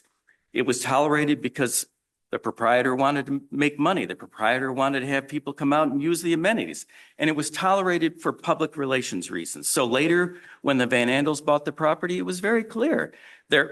We have this historic lighthouse that sits out on a pier on Lake Michigan, and there is no access to it other than through the beach. And so people there was nowhere for people to drive in, there was no people to get there. And so there was a lot of public outcry. And the Van Andels decided to build bridges with the public and to allow usage under very specific terms. But that was permissive. When were the security guards deployed? Like, we're talking the 70s or the 80s or the Well, 60s? so the history of the security goes back to the early 70s. So, Because it seems to me, at least for that era, if they're letting some people in and some people not, how could that not be permissive use? well, that was certainly what the court found, and that was the evidence, is that from the time that the Van Andels arrived, it was always their decision whether to allow people to cross the property or not. And they employed all sorts of means to do that, whether it was hiring security personnel, plantings that were designed to interrupt the flow of traffic. They removed stairs that people had used. And so there were specific measures taken. And the era before the Van Andels arrived is best informed by the record we have from the historic cases. And then what we have other than that is simply the testimony of Mr. Gronberg when he was a boy. And I would say that the court correctly found below that that testimony was not sufficient to meet the clear and cogent standard. If there are other questions for me, I'd be happy to address them, but those were the key points that I wanted to address this morning. Anything else? No. Okay, Thank you, Your thank you. Honor.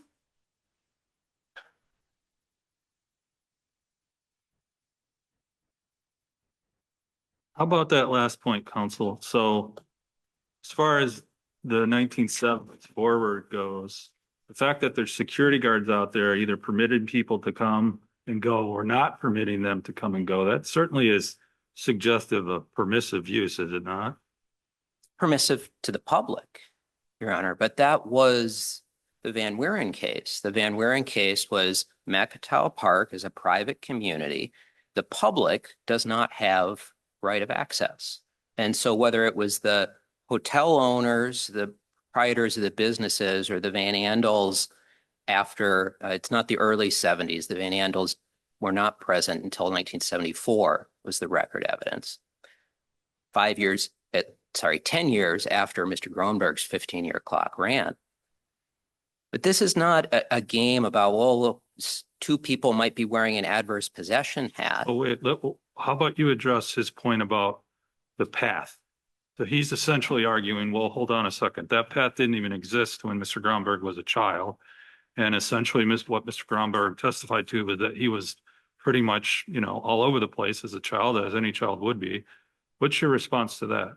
There's two separate issues embedded there. One is the issue of Mr. Gronberg's testimony as a child. And I believe brother counsel is misremembering or mischaracterizing the trial court's decision. The trial court's post-trial decision, the trial judge recited and summarized Mr. Gronberg and Mr. Chrishoff's testimony. And then he found, as a matter of fact, that they had established the use over the paths. Now, he then made the decision that that use was permissive, and therefore he denied the prescriptive easement. The defendants can't now go back and say, well, we actually think he found that they never established the use. That's just not what the trial court decided. As far as the question of the paths, pulling up the case here.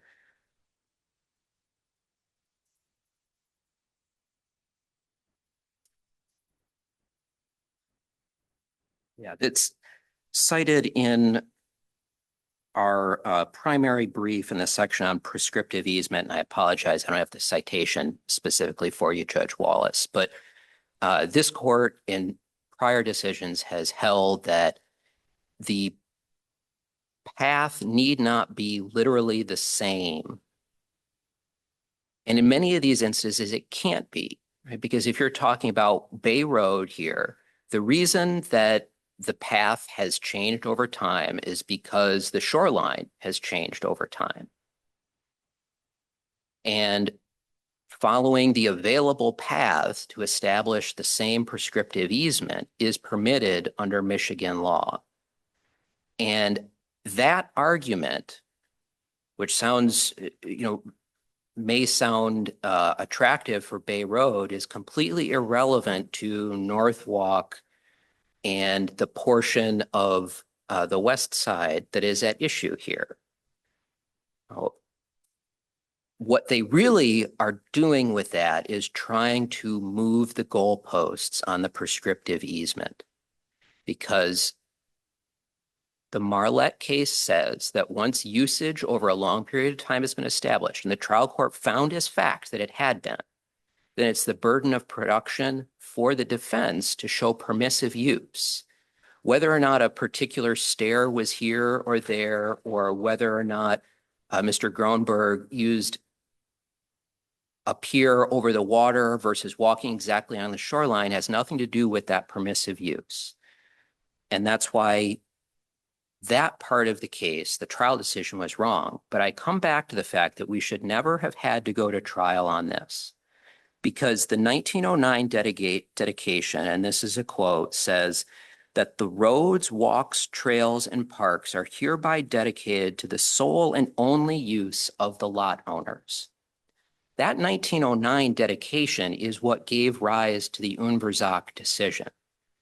And the Unverzagt court said, we're not going to decide how far that goes, but we are going to say that you have the right to get deliveries and lesser burdens on the fee owners. The reference to the 1888 plat, and we addressed this in our reply brief, has nothing to do with the issues in this case. What the reference to the 1888 plat was about is saying that that plat had never been vacated.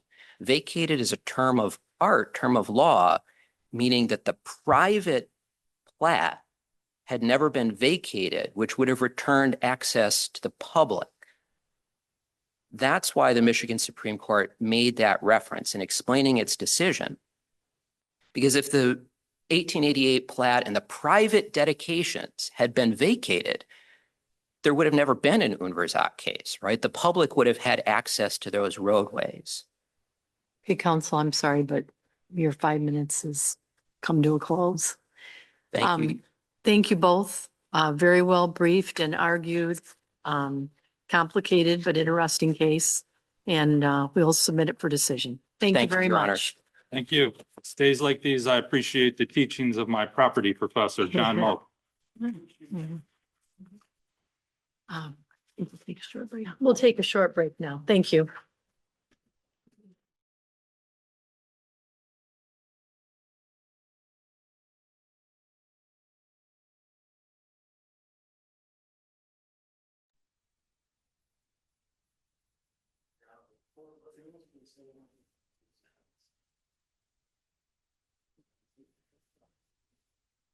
Okay, thank you for your patience.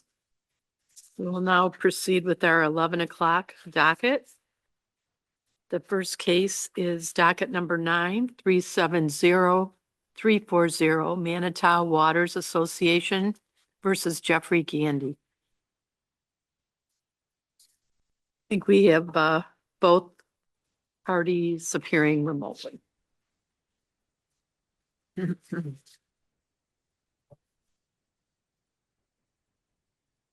Good morning. Good morning, Your Honor. All right. We have both attorneys. Appellant, Mr. Sala, you may begin. Thank you. May it please the court.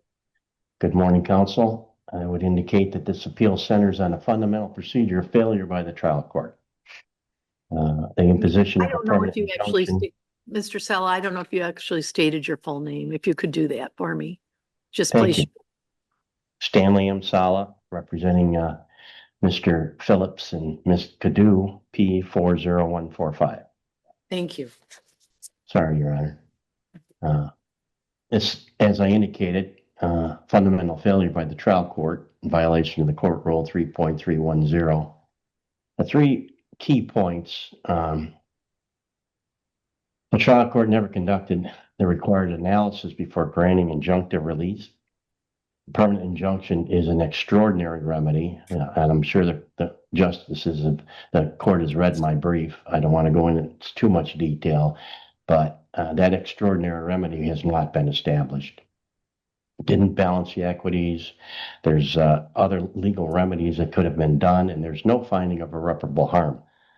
So that alone warrants reversal. They were denied the right to an evidentiary hearing. In other words, due process, guaranteed by the state constitution as well as federal constitution. The injunctive relief was granted summarily in a motion for summary disposition along with the other arguments. And then, as the court realizes from reading the briefs, there was a non-protunct order that, in fact, is an ex post facto order trying to punish or hold my client in contempt without a written order that was originally issued. I think what's clear is procedurally, there should have been a motion filed for the injunctive order separate from the motion for summary disposition. I don't know that it's proper. Well, clearly it's not proper to order a permanent injunction, not even a temporary injunction, without any evidence, without any testimony, without any showing. If I can't stop you for a minute, it's my concern, and I'm just speaking for myself here, that we even have jurisdiction of this matter. And I guess my question to you would be, why wasn't there an appeal filed back in April of 22 after the April 18th, 22 order was entered? Because it appears to me that that was the order that disposed of all the claims and adjudicated the rights and liabilities of the parties. Well, I would agree with you if there wasn't a non-protunct order that was issued by this court recently, saying that this non-protunct order now is changing the order that was originally issued by the court, because the original order had no indication of a restraining order or an injunction. It just said that the motion for summary disposition was granted, but it didn't indicate. I'm sorry, sir. The problem with this, though, was, as I recall, the order that was submitted, the court was willing to say, well, no, let's just say I granted it and the rest of it will just be on the record. And everyone knew what happened in April of 2022. And then essentially when the defendants didn't want to follow what the court had ruled in 2022, that's why the court changed into the non-protunct, correct? No, that's the issue here. Okay. Two issues there. Number one, a restraining order has to have specifics in it. My client said he did not violate any restraining order, and the court said, we need an order to show that you violated it. So it's basically two appeals. One is the order should not have been changed, and it is a new order. And number two, there's no violation or reason to show cause, because there's nothing established in that prior order or even on the record that shows that the terms of a general vague statement in the record that they can't do anything on their own property basically is a violation of an injunction, an oral injunction, not a written injunction.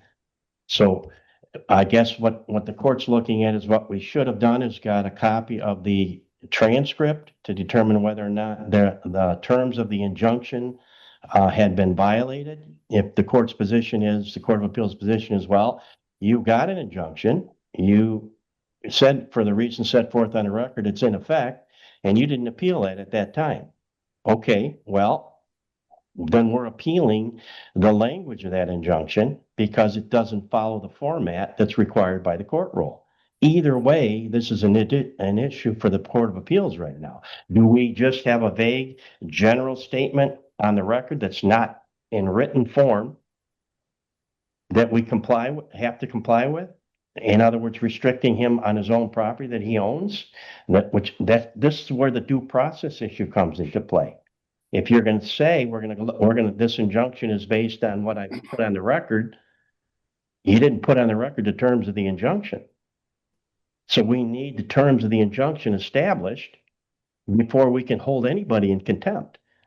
So even if there was a vague statement on the record saying I'm granting the injunction, and based on what you said on the record, it's granted, what are the terms of that injunction?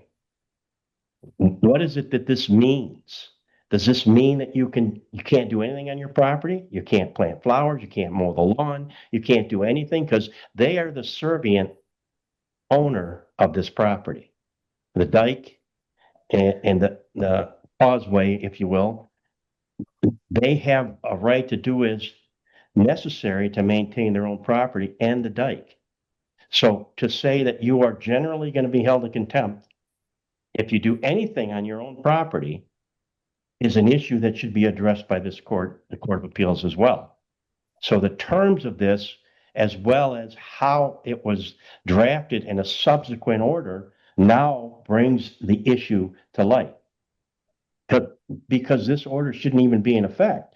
A non-protunct order is correcting language in an order, not placing new restrictions or changing the order dramatically as to what it was. What should have been done at the time was a motion for a restraining order, either temporary initially, and then a permanent injunction, not just an injunction granted and never put into a form of a judgment. We can't really appeal it if it's not in the written order. If it's not in the written order, we don't need to appeal it. I'm in a catch-22 position here.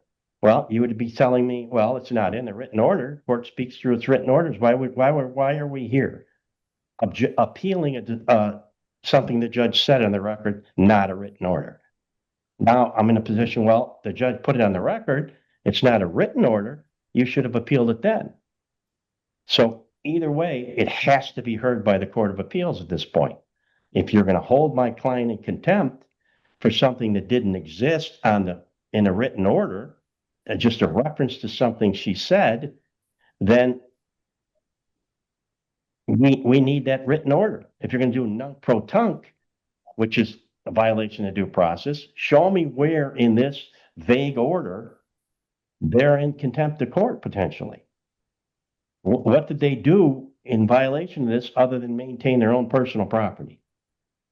So that's the problem. We're in a conundrum here to where we're in a gray area, and I understand your position. Your position is, well, you should have objected or appealed it back then. The problem is we didn't have this issue back then because we didn't have a written order. Now that we have a written order, we file our appeal within 21 days.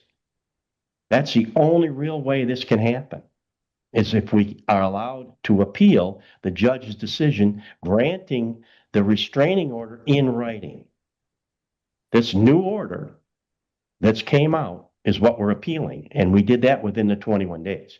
We didn't appeal the old order because it's not in there. My order only addressed the motion for summary disposition. It did not address the injunctive order. It says, for the reasons set forth on the record, the motion for summary disposition is granted, and our motion for summary disposition is denied, and the issue of attorney fees for a frivolous action is preserved. That's the only thing my order says. It doesn't address the injunction. If Mr. Nolan wanted a restraining order or another order in regards to the injunction, then he should have filed a motion and or an objection to my order or a motion for a restraining order after that order was entered. Clarify that order. You're putting the onus on me when the onus is on Mr. Nolan. He's the moving party.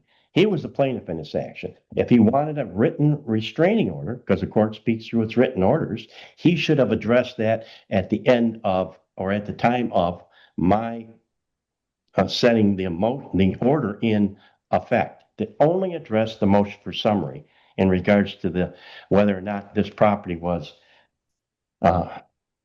adversely possessed or taken from the association. That's what my order addresses. It doesn't address the injunction. That order's never been entered until the non-protunct order was entered.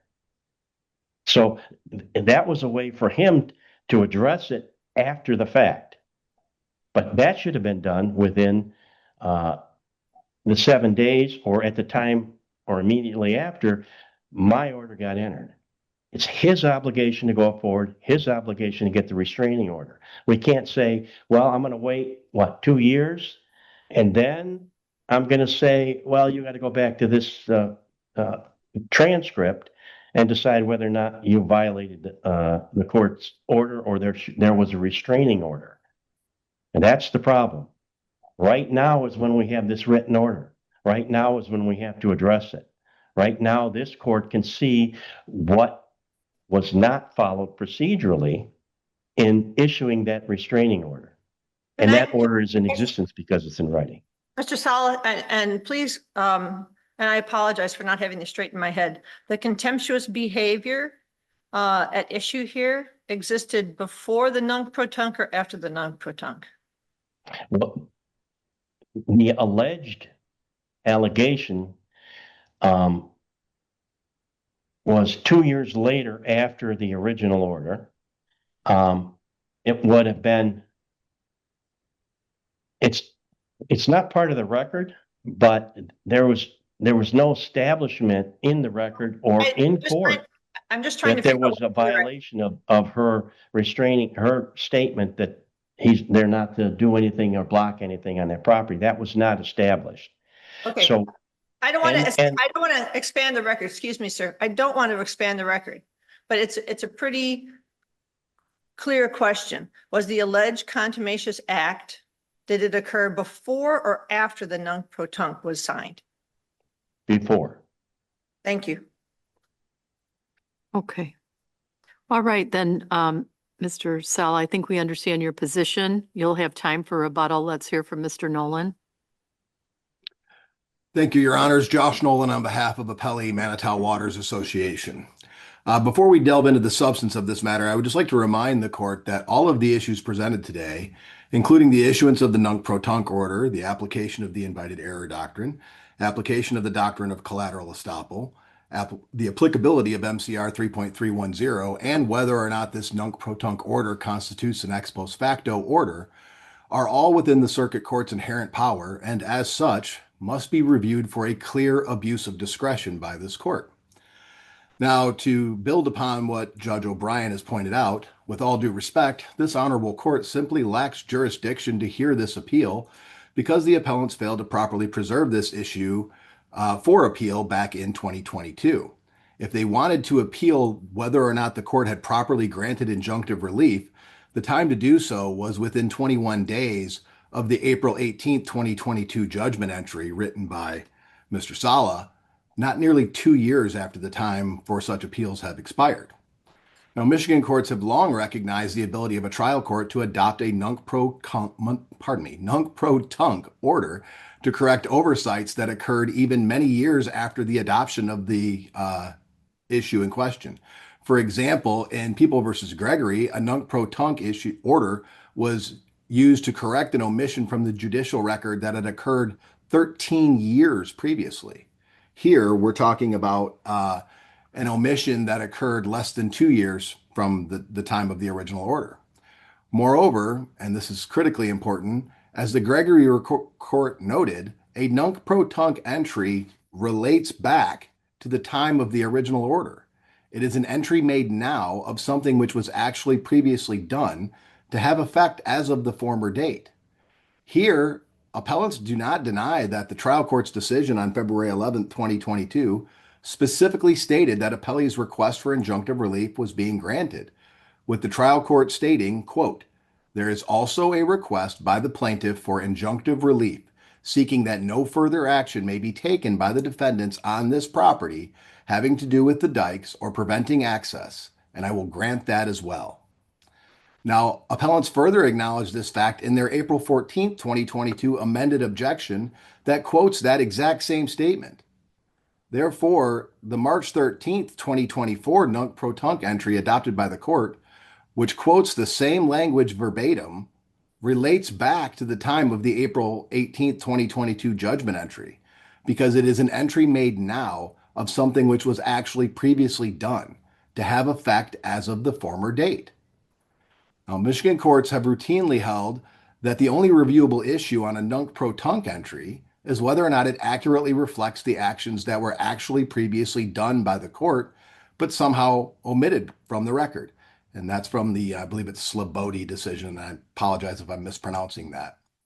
Here, the language of the nunc pro tunc, as we just stated, directly quotes the trial court statements on the record during the February 11th, 2022 hearing, including citations to the page and line of the transcript from that hearing. Now, since the language in question is a direct quote from the hearing transcript, it's beyond dispute that the March 13th, 2024 nunc pro tunc order accurately reflects actions actually taken by the trial court on February 11th, 2022. In fact, appellants have not even bothered to try to argue otherwise. Now, the Mr. adoption of Nolan, the Mr. Nolan, I apologize if you've already given us this in your brief, but can you give us a citation to a case where there was an injunction entered, where it didn't specifically indicate on the face of the document what conduct was being enjoined? I do not have one at the top of my head, Your Honor. I apologize. No problem. Thanks. Okay. So, but in this instance, the adoption of the nunc pro tunc order does not reset the statute of limitations for the appeal, which is what the appellants are attempting to do here. That was addressed by the Slobody court when that court declared that the only reviewable issue is whether or not the nunc pro tunc accurately reflects the prior actions taken by the court.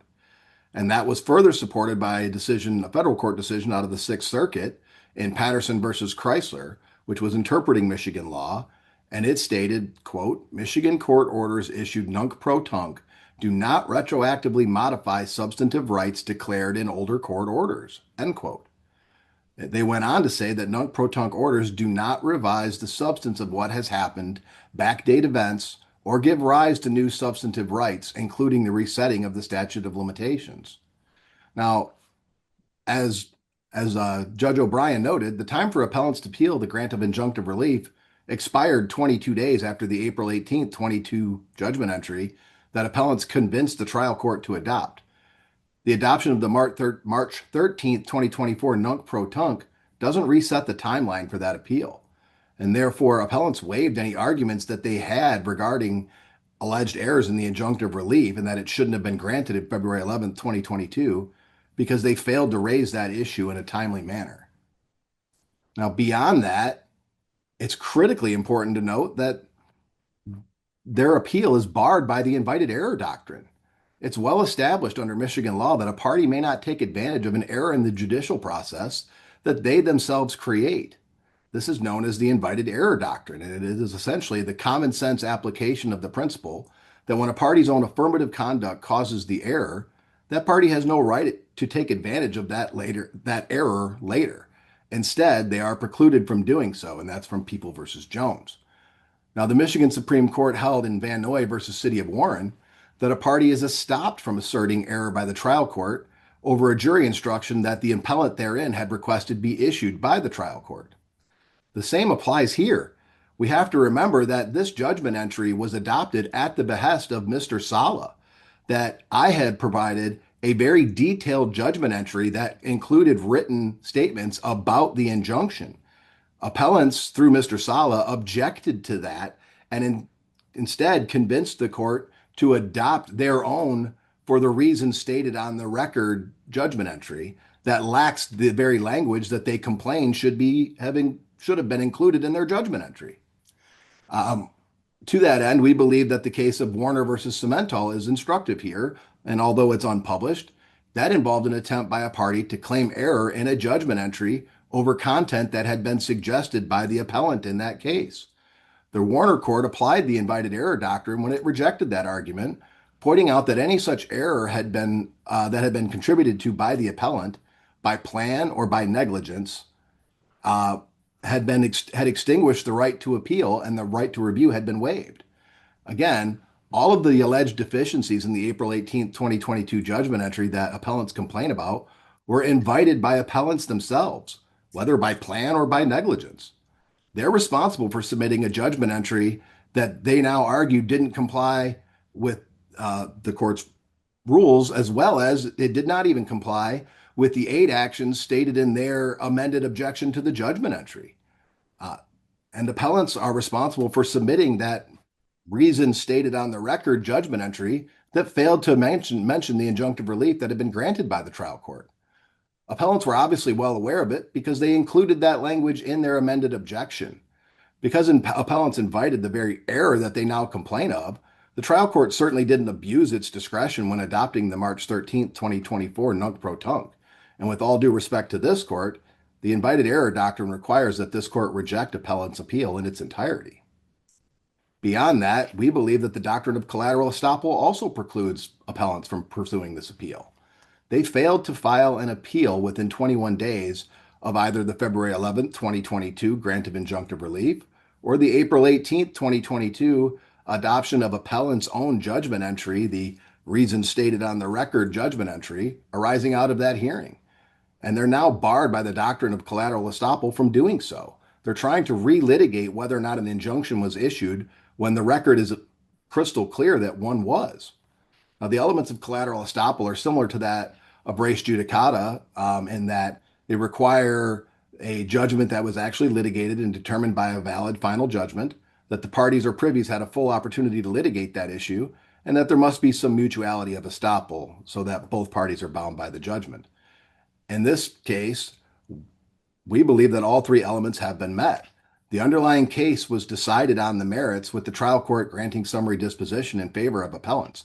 This wasn't dismissed on some procedural ground. This was a decision on the merits. An appellant's attempt to argue that it wasn't litigated because no live testimony was taken is simply without merit. The parties had a full and fair opportunity to litigate it, and they did so, as evidenced by the voluminous briefs and affidavits supporting their cross motions for summary disposition. And finally, both parties are bound by the trial court's April 18th, 2022 judgment entry, which became final 22 days after it was adopted. So because the trial court issued a decision on February 11th, 2022 that appellees were entitled to injunctive relief, the doctrine of collateral estoppel precludes appellants from relitigating that issue now. Therefore, there's no indication that the trial court abused its discretion when it found that the doctrine of collateral estoppel barred the appellants from relitigating that issue. Now, appellants have brought up the idea, of MCR 3.310. But we believe that the case law that we've cited shows that not only is that not necessary, it's simply not even permitted. They've erroneously argued that the trial court erred by granting injunctive relief without conducting the analysis in MCR 3.310. And although appellees believe that any such argument has long since been waived and is barred by the invited error doctrines and collateral estoppel, it ignores long-standing case law that precludes a trial court from conducting the balancing test analysis in 3.310 when enforcing deed restrictions. If you look to the case of Cooper versus Coban, it's from 1957, it shows that Michigan courts have long enforced deed restrictions through injunctions. But turning to the Michigan Supreme Court's decision in Terrian v. Zwitt, quote, the plaintiff's right to maintain the restrictions is not affected by the extent of the damages he might suffer for their violation. Extending that quote, instead, it is essentially, I'm sorry, this just jumped on me. Bear with me one moment. Okay.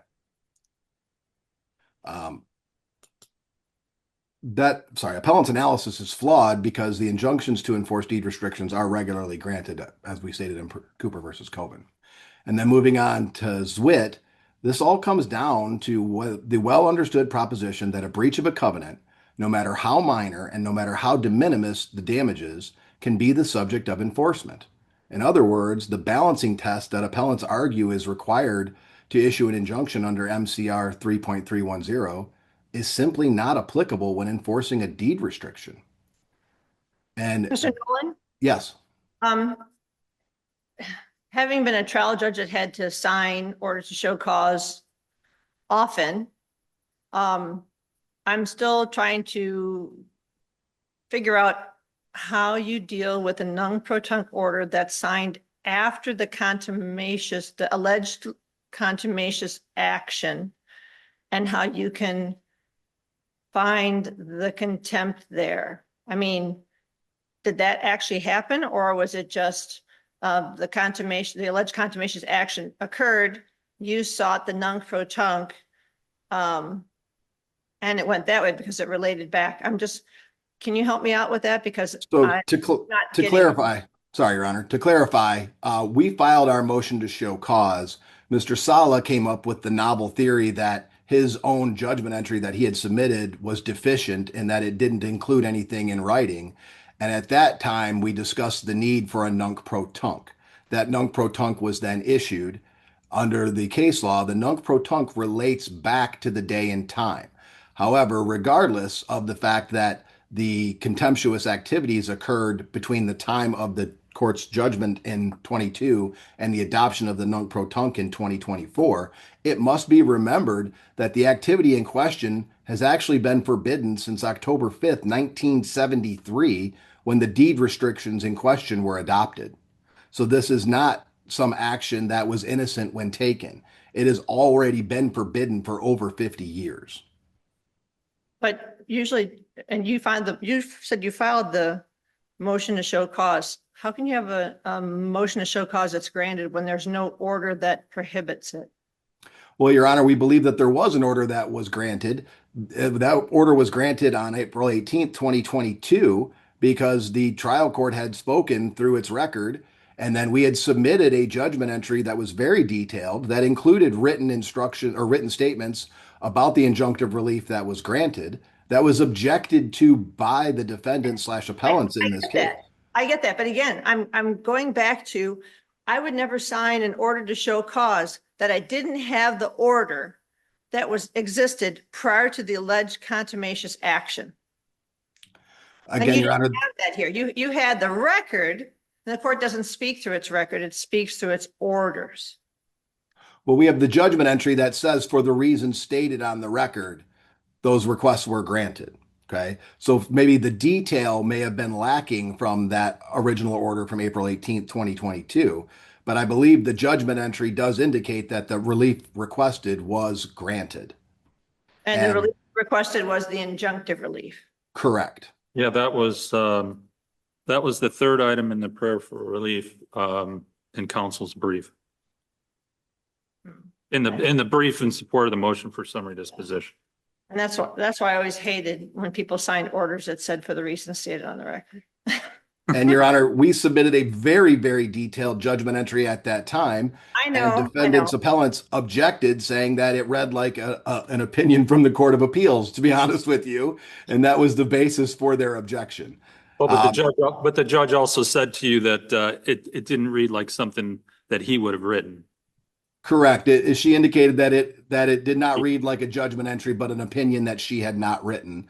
But again, I don't see how they can complain that there's lacking sufficient detail when we had provided a document that had more than sufficient detail. So that satisfactory to your question, Your Honor, may I resume back with the MCR 3.310? Yeah, it kind of does.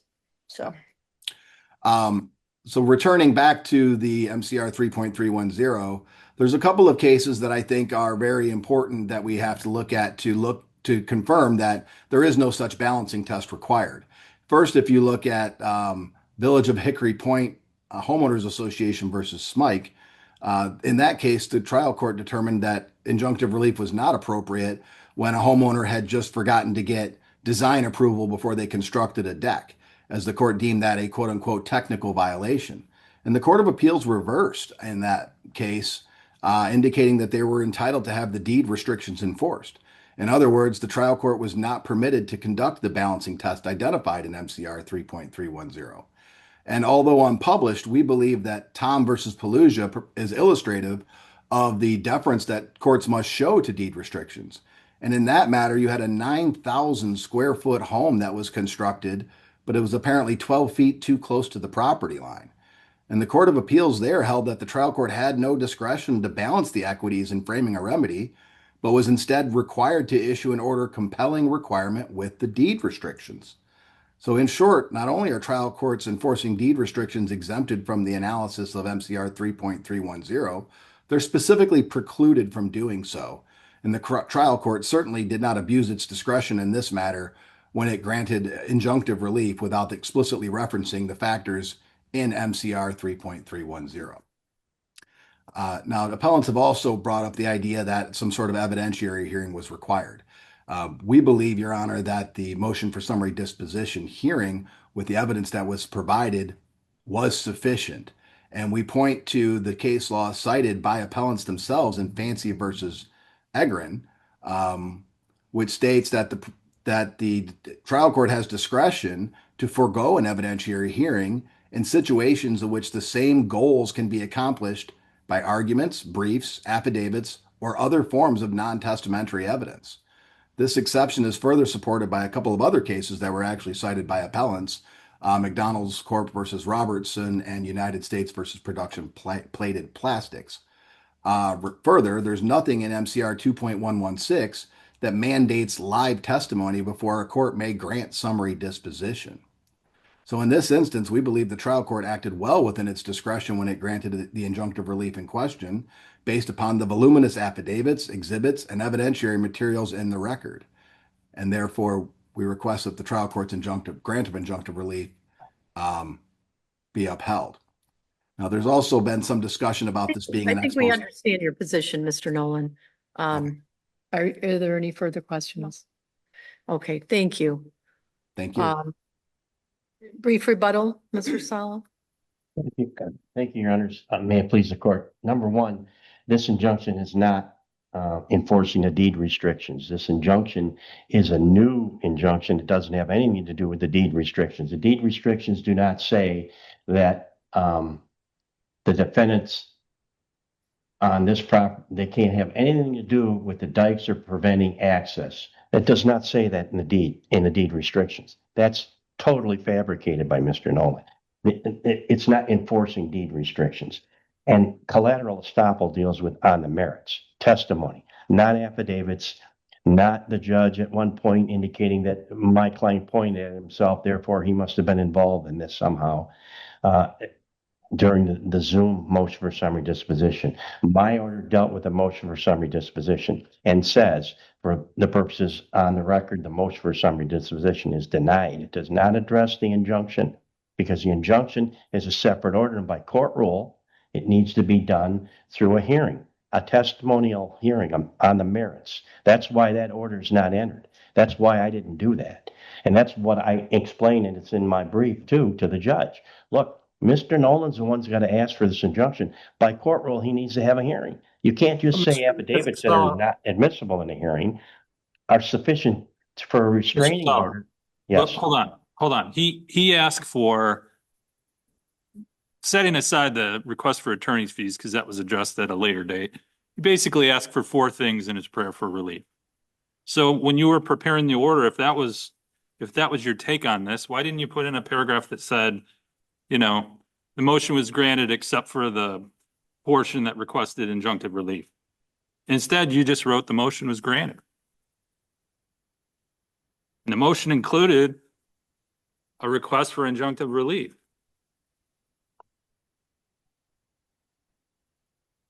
But the order was meant to grant the motion for summary disposition. And I thought that's what I put in that proposed order, that the motion for summary disposition was granted. For the reasons set forth on the record, the motion for summary disposition is granted and the other one was denied. Not that everything that was placed on the record was granted. But there was just one motion, though. It was a single motion, right?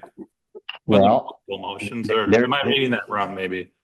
Well, here's the problem. You've got the Gandhis that were involved, were the ones that put the sign up and put the restrictions on their portion of the property that were defaulted. So who does this injunction apply to? We're talking about this motion in brief is called plaintiff's brief in support of motion for summary disposition.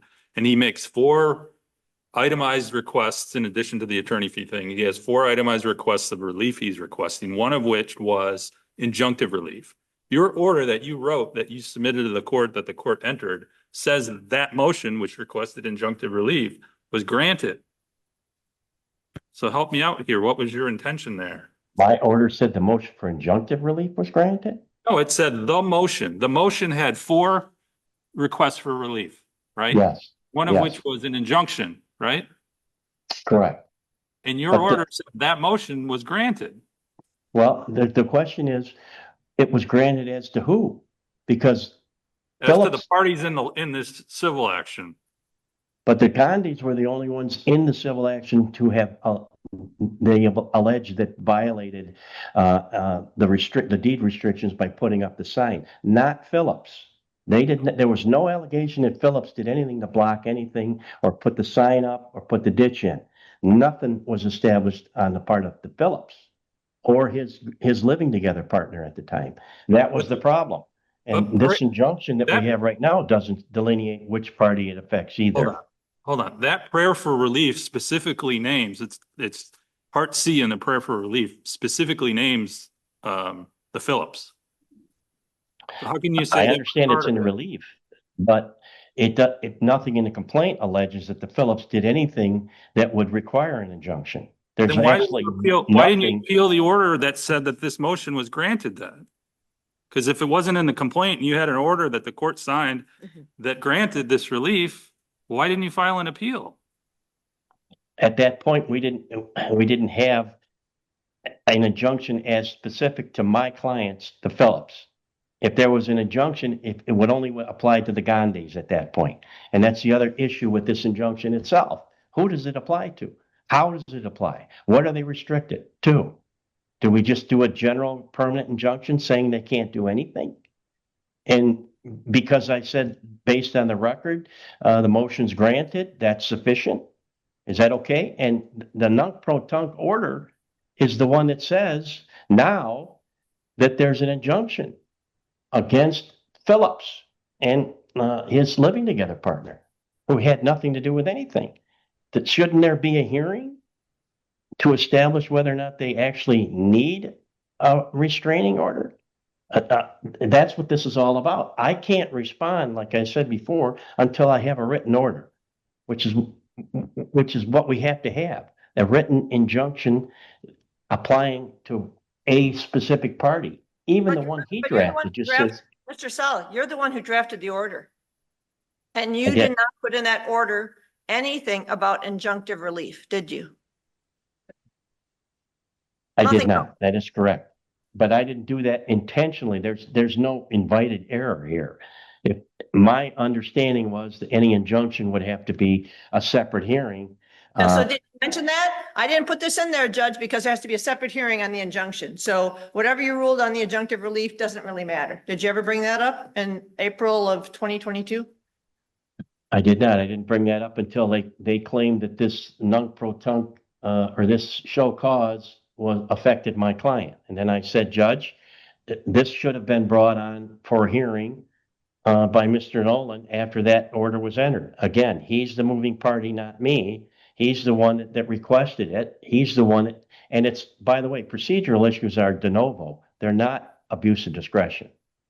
So procedurally, she should have required a He did try hearing. to have an order entered that was very detailed in regard to the preliminary. Well, injunction, and it you was way objected to it. overbroad and vague, and even the judge said she doesn't agree with that order. So she herself said she didn't agree to the language of the injunction on the record, and she accepted mine. She literally says, I don't agree with this. It's overbroad, or I'd have to look up specifically, but she says, I'm going to enter Mr. Sala's order, not the order that has the injunction. So she's the one that made the decision not to put the injunction in Mr. Nolan's and allow Mr. Nolan's order. So she's the one that said, she said, I'm not issuing the injunction based on what I'm hearing from Mr. Nolan. And Did she say, I'm not going to issue the injunction, or did she say, I'm not going to sign this order? There's two big things there. Well, what did she say, Mr. Salas? I would have to look specifically, and it's in my brief, but she specifically, I believe, says, well, reads like an opinion that I did not draft, and so I am not comfortable signing that. Okay, I believe that the order that was submitted by Mr. Nolan reads like an opinion that I did not draft, and so I am not comfortable signing that, meaning she's not comfortable signing it and granting the injunction in my reading of that. If she says she doesn't want to grant his order that he argues was very specific, then she's not granting his order with the injunction, but she's granting my order that does not have the injunction.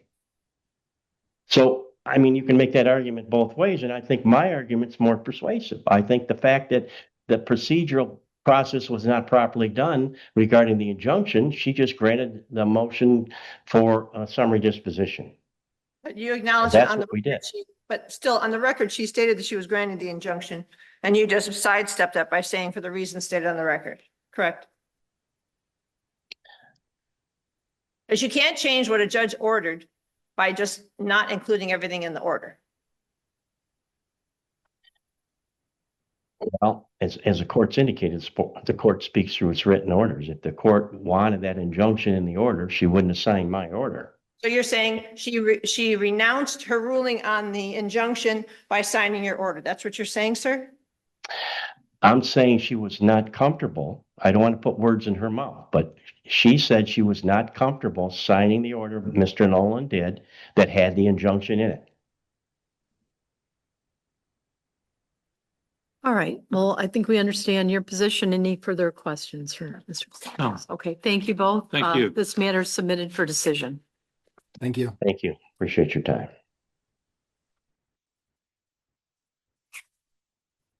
All right, the next matter is docket number 10, case number 374-686, Golden Gibson versus Thomas Blasky. Okay. There were two parties endorsed. We have Mr. Collier, right? And no one else has checked in? Okay, we'll proceed, Mr. Collier. Thank you. Good morning, and may it please the court. My name is Trent Collier, representing the Blasky parties. With no appellant here, and I am a strong believer in the doctrine of lunch, I will be as fast as possible. I want to raise one issue that's a little bit outside the briefs and then answer any questions the court might have. The appellant's brief includes like a one paragraph argument that asserts that duty is an affirmative defense that wasn't pleaded. Their argument is wrong for two reasons. One is that was not raised below in the summary disposition briefing. I think they brought it up in their motion for reconsideration, but it wasn't in the summary disposition briefing, and the trial court didn't rule on it. The other reason that they're wrong is that duty is an element of the plaintiff's prima facie case. So if there's a challenge to duty, that is a challenge to their prima facie case, which means it's not an affirmative defense. So that's all I wanted to add on that point. The briefing, I hope, is clear, but if the court has any questions, I'm happy to answer them. Any questions? No questions. Thank you. No. No questions. Thank you. All right, thank you. Thank you. Enjoy your lunch. Thank you for appearing. This matter will be submitted. And think of us. Hey, docket number 11, case number 376-980, Enri AVBH.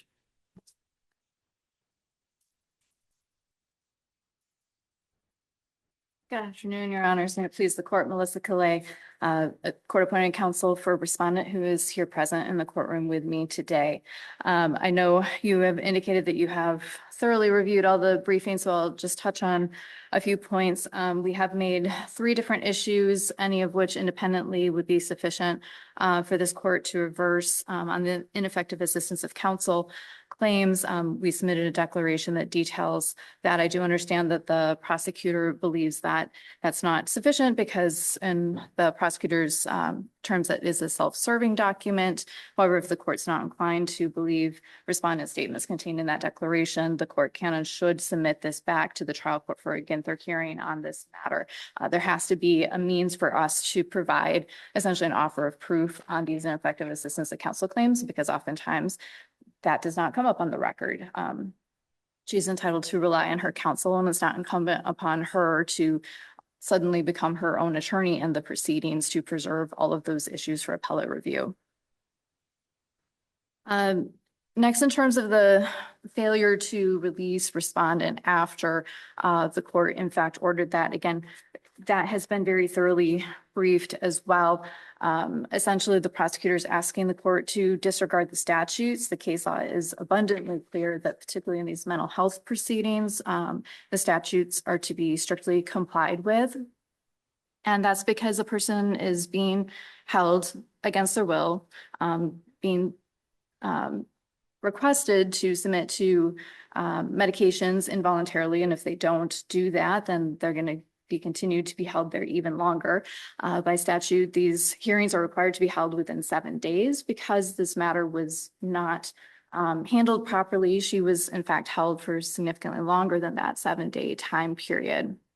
And these are not things that the court should just ignore and say, well, you know, as long as the trial court eventually, you know, got it right, it doesn't really matter how long she was held. It doesn't really matter whether or not the certificate was signed by a nurse instead of a doctor.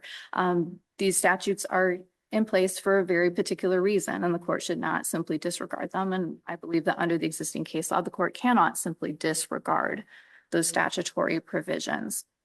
Additionally, even on the record, my client respondent did indicate how she believes she was harmed as a result. She did identify that because she was hospitalized, she did not have access to her records. She was not able to assist in her own defense as a result. And had she been released, she would have been able to have access to those materials. Couldn't they have received them otherwise? Couldn't she have signed a HIPAA release to have those records provided to Ms. Wagner? Well, I mean, everybody who is held doesn't have access to their records, but they can be obtained. right. And that was actually I was gonna touch briefly on my third assignment error and then go into something else, but because it responds to your question, I'll just jump into it. I would ask the court to consider how these issues, these 3 issues I've identified, are interrelated with one another. Yes, typically somebody is held in the hospital during the duration of the proceeding that occurs here. However, here we did not have effective assistance of counsel. So certainly she, you know, theoretically could have, you know, told her lawyer, and I believe her declarations indicates that she did in fact tell her lawyer, I have these documents, I want to try to get these records. But if her attorney is not effective and does not actually obtain those records, then she both has ineffective assistance counsel, and additionally she is harmed by the fact that she was not released and was not able to obtain those records. The third assignment of error addresses the risk of harm issue here. And I think that the evidence and the record is very meager to show any level of risk of harm. Even the doctor's own testimony essentially says, well, if things escalate, then she could present a risk of harm to herself. These mental health orders are not intended to be speculative orders. It's very different than, say, for example, the new emergency orders that are permitted to confiscate somebody's weapons because we're concerned that, you know, maybe they'll do something. These mental health orders require that somebody presently presents a risk of harm. And under subsection A and C, they use slightly different language to get the same thing, but it can't just be any old risk of harm that's kind of theoretical. It has to be a substantial risk of harm or a significant risk of substantial injury. And there has to be acts that are taken in support of that risk. Here, there really was not much of anything, especially based on the doctor's own statement that if things escalate, then I think there's going to be a problem. That's not what the statute requires. The statute requires a present risk of harm.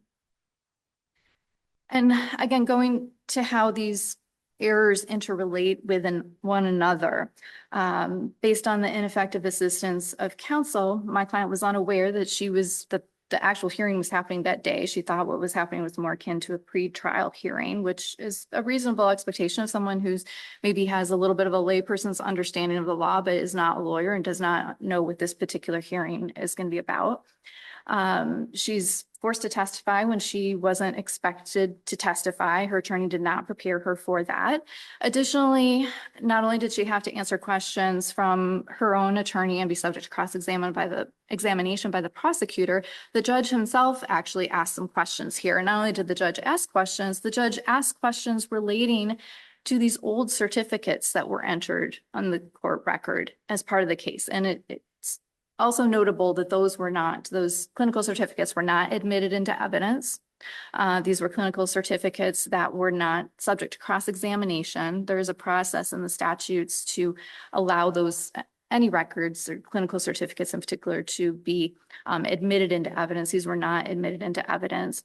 But you still have Dr. Dozeman that, let's see, that she was saying a federal court ordered that her father to be deliberately infected with HIV. She felt the police were going to kill her. She might kill herself before that could happen. I mean, that's about as direct a risk of immediate harm as you can get. And that was Dr. Dozeman.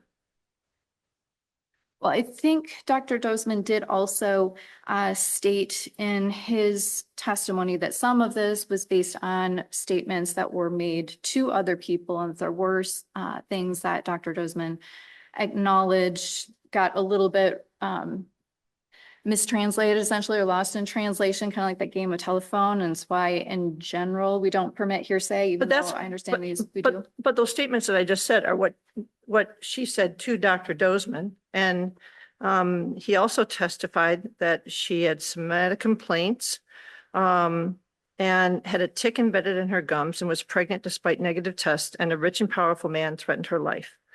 And it was the staff who reported that Donald Trump, Elon Musk, and the Vatican had come to her door and her family was being threatened. So, but the comments regarding somebody wanting to kill her and killing herself are the immediate risk of harm statements that the court considered. So I don't see the speculative piece. I mean, that could have been one of the questions. Dr. Dozeman, he wanted to have hospitalization, and then and testified she thought that respondent could be an inadvertent danger to herself if the delusions got bad enough, noting they could affect her behavior and her judgment. So I understand, but there's no bright line on these sorts of delusions. And she's saying that, you know, somebody wants to kill her and she wants to kill herself. You're saying that's not enough. Well, I think that if you take the record as a whole, there's a lot of reasons to kind of question statements that are made in the record. So I do think that the court should look carefully at whether or not Dr. Dozeman's testimony enough is sufficient. When it seems that Dr. Dozeman's testimony, certainly there are components of it that may be more compelling than others, but certain parts of it are based on this kind of statements that other people said, that there was some acknowledgement that maybe those people got those statements wrong. There's statements contained in those old, from the year prior petition that had been filed. But even if you take all that away, the statements that I read to you from Dr. Dozeman, do you agree that those are sufficient for her to say, yes, there's an immediate risk of harm? I can certainly understand your concern, but I still don't believe that there is an immediate risk of harm here. I think that there's been enough questions about what was said and how it was said that there should be some kind of question about the reliability of those kinds of statements. You do have respondents' testimony indicating that, you know, the staff kind of all the way around got these statements wrong. She's denying what has happened. And so I don't believe that those statements by Dr. Dozeman in and of itself would really be sufficient here. But I don't recall seeing that respondent said Dr. Dozeman got it wrong, that the statements that she made to Dr. Dozeman so were incorrect. Well, I think, unless I missed it. I don't think she broke it down as specifically about that. I think you're right about that, Your Honor, not identifying Dr. Dozeman in particular, but again, relating to these allegations that, you know, famous people, the president, Elon Musk, were raping her, things along those lines. She said that, no, those statements, you know, I did not make those, got wrong. I don't think that in the hearing, it was broken out as specifically about whether or not the statements that Dr. Dozeman said that she made directly to him. I don't think that there was really good questioning about whether or not those statements were accurate. And I think that, again, that relates a bit to the ineffective assistance of counsel claim. So if she's not prepared to testify, doesn't understand that today is the day for the hearing, her attorney has to talk with her about what to say or what not to say. Her attorney isn't really kind of questioning Dr. Dozeman on these things. I think, again, that there are concerns here relating to the ineffective assistance of counsel claim as well. But I do understand your concerns that some of what Dr. Dozeman said talks about a risk of harm. But again, just because somebody does express some level of suicidality does not necessarily mean that we enter a mental health order in all of those cases. There still has to be some indication that the person is taking steps toward that. And again, if the court looks at the statutory language, it's not just a risk of harm, it's a risk of harm and has engaged in actions substantially. I love the exact language here, but that the person is taking those steps to essentially to start to act out those steps. I've got it, the exact language quoted in my brief. Yeah. Here. And that's fine. So I think this court should consider, though, again, the interrelatedness of these issues, that there really wasn't any good cross-examination on those concerns that you have raised, Judge Feeney. Additionally, even if you feel like there would be sufficient evidence, even discarding those old certificates, I think you would be stepping a little too into the mind of the trial court in this particular case, because what we do know from the record is that the trial court indicated that the trial judge felt that those old certificates were a concern and asked questions based on those old certificates. And then fast forward to the ruling, kind of touching on the last case here, the order says kind of check the box. We have to go to the record to see what the reasons were stated for the ruling in the record. And essentially those statements made by the trial judge just reiterates the statutory language. It doesn't specifically say, I relied on the testimony of Dr. Dozman. I'm ignoring all the prior certificates. I don't think these other statements about being raped by famous people are relevant. We don't know essentially what information the trial court looked at, but we do know that the trial court felt that those prior statement or those prior clinical certificates were relevant based on the trial judge's questioning a respondent in this matter. So I don't think you can pull apart and say, well, the certain evidence would be sufficient. Again, I don't think that somebody saying that they're struggling with suicidality alone is going to be sufficient when the statute does require more specific action be taken by the respondent to essentially act out those concerns. And you think that plus the concerns regarding the either hallucinations or the diagnosis that she had, and they talked about manic and severe, inadvertent risk to harm herself, given paranoia, manic behavior, delusions, and tangential thoughts. That's not enough. No, and again, I think the statute says here who has, I'm looking at sub A here, who has engaged in act or acts that were made significant threats that are substantially supportive of that expectation. So if somebody says that they're having suicidal thoughts, I don't think that that's engaging in significant acts or threats that have been supportive of that expectation. It's the difference between somebody saying, coming into a counselor saying, I'm struggling with suicidal thoughts versus somebody saying, coming into a counselor saying, I'm struggling with suicidal thoughts and I have a gun and I've written, suicide letters to my family members and I'm planning on doing at this date. And this is what I'm doing with my dog to make sure my dog's taken care of. And here's my plan. That was not what happened here. And additionally, again, going to the interrelatedness of these issues, I would just ask the court, because I don't think that the published case law is very clear on this particular point, but my viewpoint certainly is that I don't think that the court can rely on those clinical certificates from prior proceedings because those clinical certificates were never litigated. In this particular case, my client had entered into a deferral. So what's the ramifications then if the court's going to say, well, if someone enters into a deferral, we're still going to use those prior clinical certificates against you, even though you didn't have an opportunity to have those tried at the time. We're still going to think it's perfectly fine if the court looks back at those clinical certificates from a year prior and rely on those statements. And again, that kind of then gets into the ineffective assistance of counsel. If a trial court can do that, then it means that trial counsel needs to be going back to all of those clinical certificates and asking appropriate questions of all the witnesses in the case, touching on every single thing that's relevant in those clinical certificates. I do want to reserve a little bit of time for rebuttal, but does the court have any questions from this point? Anything? Okay, I think we're all set for now. Thank you.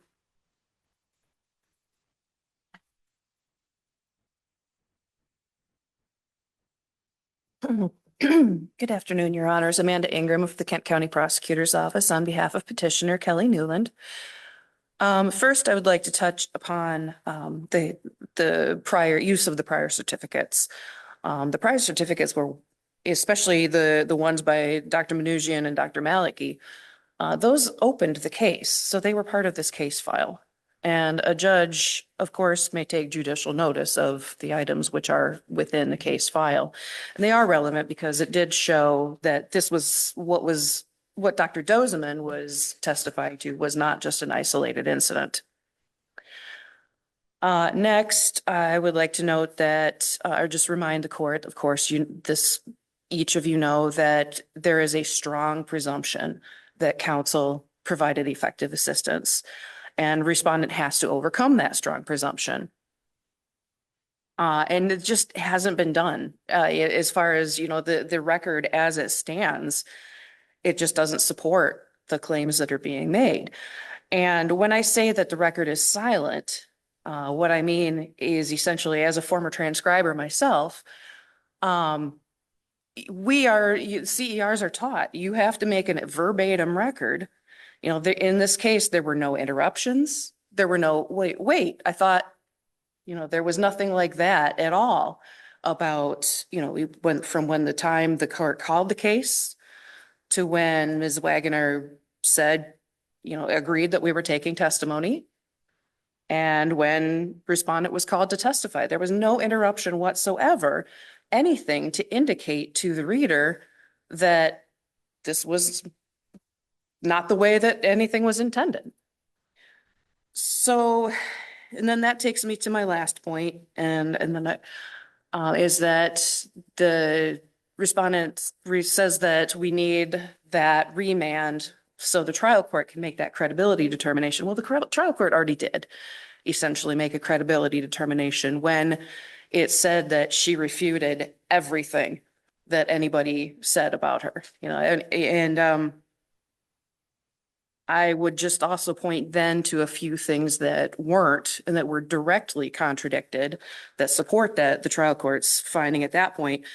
In Dr. Mathis Allen's certificate, she said that, respondent kept complaining about not having a bowel movement in 9 days, whereas the staff clearly saw one 2 days earlier. It was July 29th, she said it, and 4 days earlier, they saw one on 25th. Another one, she asserted there was no medical care ever provided while she was being held, but Dr. Mathis Allen certified that that was not true, that she was seen by their own medical staff there. Also, with regard to signs that she would act on any impulsive behaviors, is that one example was her moving, the camping trip that led to these second sets of certificates was reportedly because people were breaking into her house and she wanted to move. So, it was just one example of how it did get put into motion. So with that, I would. Do you have any response to respondent's argument that the statements made to the doctor? I'm sorry, there are too many doctors' names going through my head. Dr. Dozeman was insufficient? I would just rest on my briefs and on my response there and say that, certainly it's, again, taken in context, over this period of time, certainly there's sufficient. Between that, this camping trip, the whole reason that she went and acted on it. Do you think that you always need that, not just saying, she wanted to kill herself and people were trying to kill her, but that combined with the hallucinations, the other things that were discussed on the record, do those go into, they have to be considered. It can't always be, I just have a plan and here's my plan. Would you agree with that? Certainly, Your Honor. I would agree that it's got to be, anyone saying they're going to harm themselves is, at least in my own belief, is going to be sufficient. I know there needs to be the significant risk of harm or of significant harm. Killing oneself would be. How do we know that she wouldn't go out and do that? It's one of the things that we need to remember with these MI hearings, and sometimes as hard as a prosecutor, is that this isn't a criminal thing. This is something where we're balancing the interests. We know this person does not want to seek treatment, but we also don't want them hurting themselves or the others. So because we don't know, we need to leave that in the medical professionals' decisions. And it was clear that while all 6 of these medical professionals, whether they ended up, even though the certificates, the first ones couldn't be used, it's still an opinion by an observation, evidence by a medical professional. Let me ask you about the part of your brief that talks about the petition dismissal. So you essentially argue that once it was dismissed, that they could have simply held respondent for another 24 hours pending the new petition being filed. And you cite to an unpublished case that we just released about 6 months ago called In Re JGS Jr. Correct. So I want to ask you, is there any published authority for that? And forgive me if you already put that in your brief and I just missed it, but. I don't believe there was. That was also the same parties or same attorneys handled that case as well. And it was argued that it was basically harmless error. Because again, similarly to here, it was very highly likely that even if, okay, yep, technically we need to, with this order is released, you need to actually dismiss her or, discharge her and then re-enter. It was pretty much the exact same scenario in Mr. JGS's case. It would have been highly likely that they would have simply requested, a petition to the court to take her into protective custody anyway. So yeah, it would boil down to harmless error. Technically, did they need to discharge her? Probably. Did it hurt that they didn't? And instead did 2 new certificates immediately, pretty much as they learned about it.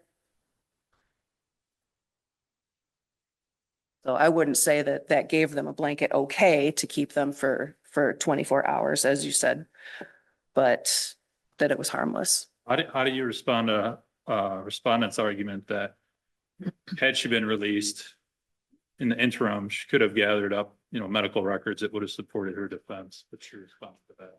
To be honest, Your Honor, I'm not entirely clear as to how that couldn't have been done anyway. But then that goes to her argument that it was ineffective assistance of counsel. Right. So, but this is where I would come back to the credibility, Your Honors, and I hate to even respondent, like I said, is very, very, very bright, which is very clear from the record. I just don't know, if we need to discover whether her statements and her declaration are true, and we need to have a hearing on that, then maybe we do need a remand. But I don't know that was really, like I said, I would come back to the record and say that the record was silent, as to any disagreement with how it was proceeding at the time.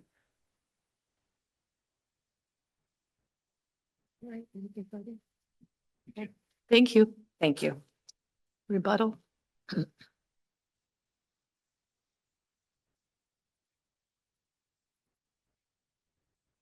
So I do want to address a few things in terms of INRI JGS. I was also appellate counsel in that case. I do believe that case, it's an unpublished case, first of all, so it's not binding on this court. I disagree with its premise that essentially you can hold somebody at a hospital involuntarily and we can just call it harmless error because they eventually would have been hospitalized anyway. That's akin to saying in a criminal case, well, as long as somebody is guilty, it doesn't really matter if, a search and seizure was improper or, the myriad of constitutional protections we give criminal defendants. This is a civil case. There are different procedures, but certainly even cases coming down from the United States Supreme Court make it very clear that when you're talking about an involuntary restriction on somebody's freedom to move, being held involuntarily at a mental hospital, that's not too dissimilar from a criminal proceeding. I don't think that we can say that that is simply harmless error. I don't think any of us would think being locked up in a mental institution is something that's harmless. I think that that error in and of itself is the error, or the holding is the error, regardless of whether or not that person would have ultimately been subject to a mental health order. In terms of counsel's argument about the credibility determination inherently being made by the trial court in issuing this order, again, I think that's kind of putting the cart before the horse. Is basically saying you can't have ineffective assistance of counsel if you're somebody with a mental illness. So why do we even appoint public counsel in these cases? If we're going to say, well, your rights don't really matter because if you're mentally ill, you're going to be subject to this order anyway. She has a right to effective assistance of counsel. It doesn't matter whether or not the court determines her not to be credible. It doesn't matter whether or not the court determines that she's subject to a mental health order. It doesn't matter whether or not there are valid grounds for that mental health order. She's entitled to effective assistance of counsel. So the fact that the court makes some kind of implicit credibility determination in my mind is completely irrelevant to the effective assistance of counsel claim. I'll just touch on this because counsel brought it up about the camping issue. I just did a quick review. The transcript's very short. There was basically one question about to the doctor about was she like camping or living in the woods, and the doctor says she told me she was camping there, and that's how she ended up with the tics. So this idea that she's presenting a risk of harm because she's abandoned her residence and she's living in the woods, that again is based on these clinical certificates that were not admitted into evidence that are being challenged, that shouldn't really be part of the record because they were either old or because again they were prepared by a nurse, which is not permitted by statute. So when we look at what's in the record, it's really much more limited, which kind of goes to what we were discussing earlier, Judge Feeney, about the court kind of expanding these things out. Really, it's quite limited here. And in terms of the court being able to take judicial notice, of course, the court can take judicial notice of whatever's in its file. This is considered to be one continuous proceeding. So yes, it is filed on the same case number as the older petition, but that doesn't mean that the contents of everything in the trial court file are true. That is just a universal principle in every single criminal civil case that gets filed. Just because somebody writes something down in a petition doesn't mean that it's true. But let me ask you that. So are you saying that in the record, because I don't think it reflects the fact that the probate court said, I'm considering and giving weight to the fact that these things happened in the past. But if it's all the same case, you still have that to inform decision makings, but there's no evidence that the court relied on the old certificates, is there? Well, I think in the judge's questioning, it's clear because he quotes language that comes out of an old certificate. So I understand. In this particular case, I think we do have that. Generally, we don't necessarily know. Usually there is this kind of language, as in this case, of kind of conclusory language at the end that mirrors the statutory provisions. Did I answer your question? Kind of. I'm sorry. I'm happy to further answer it if you can. No, it's okay, because like I said, if the certificates are in the file and it's all part of one proceeding, like with our neglect cases, right? It's everything in the file, and you can't believe everything that's in the file. But when you have the next adjudication on the next child, you might ask questions, or I might ask questions about what happened in the previous case. Well, is this true that this happened? Is this true that this happened if the parent gets up and testifies? And I don't see any difference in the probate court going, well, what about this? This is what was said previously. Well, how do you respond to that? It's not that I made my decision based upon what happened with those previous kids, because I'm making the decision on what the next child and what's happening with that. And I don't see any difference in the probate court asking the previous things that were in the file to give her an opportunity to respond and not defend herself, but explain what happened.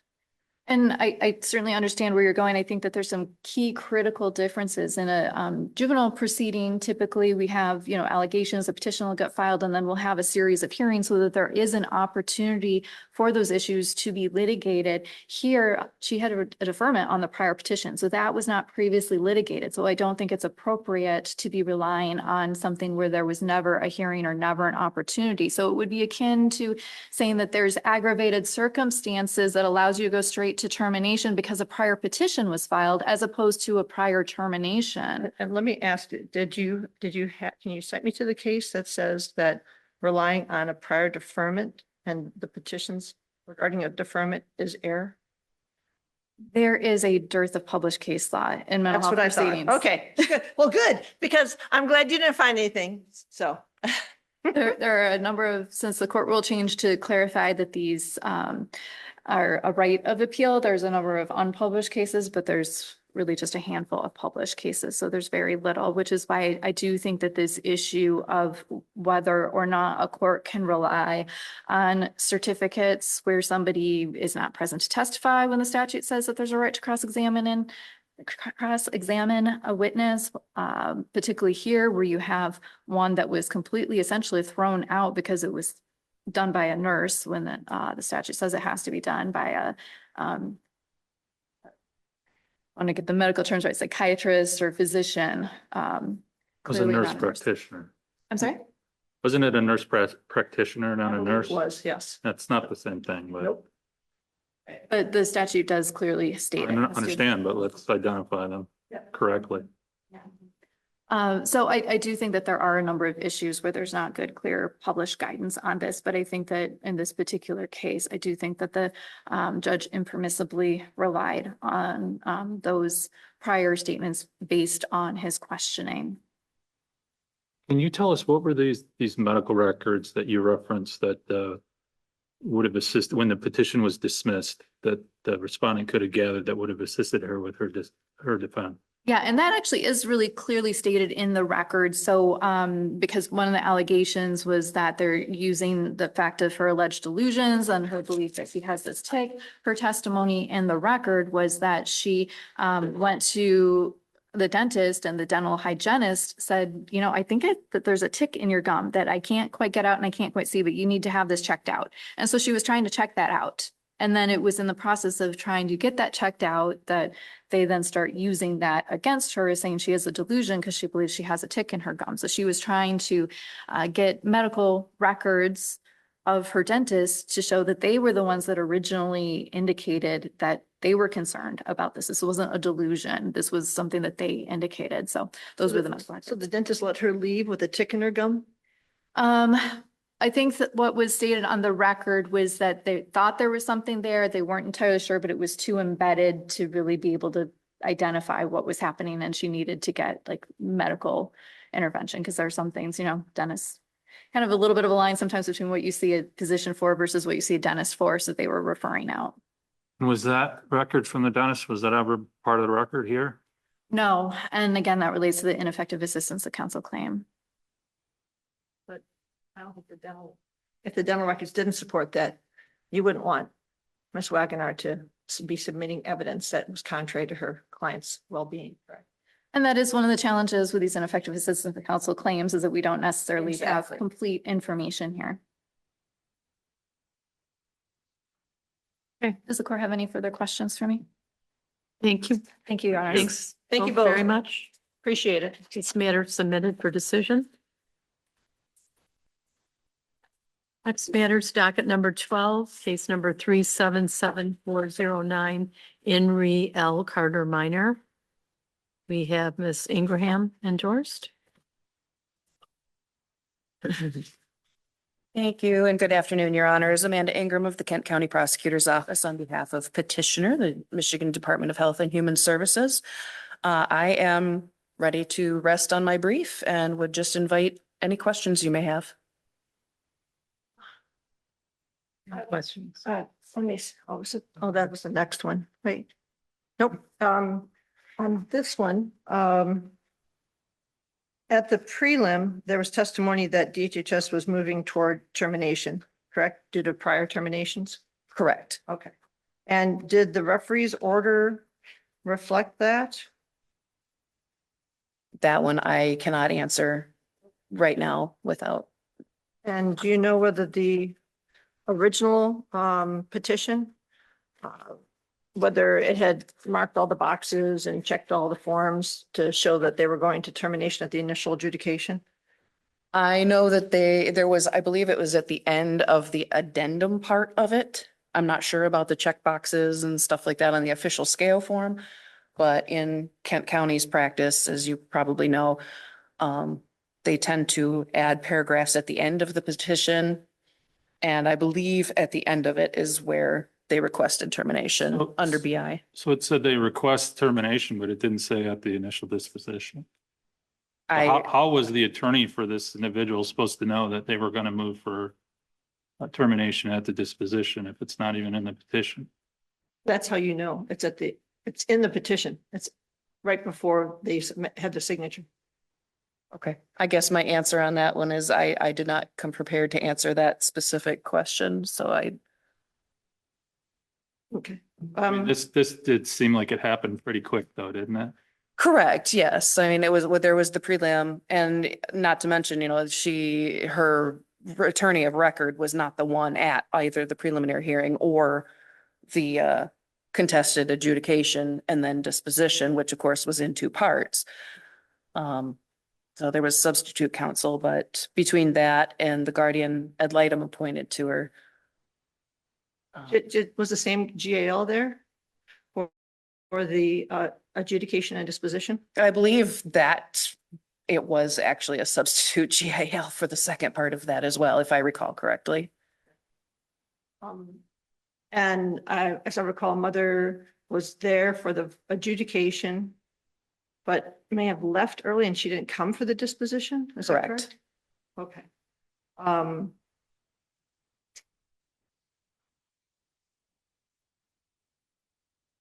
And can you remind me, how long of a period of time was it between the adjudication and the disposition? The adjudication was in July of 2025 and the second portion of that hearing, which they finished the adjudication and then continued on to disposition, was in August. So I believe a little less than a month. And did the trial court then at the end of the disposition give its bench opinion immediately? It did not.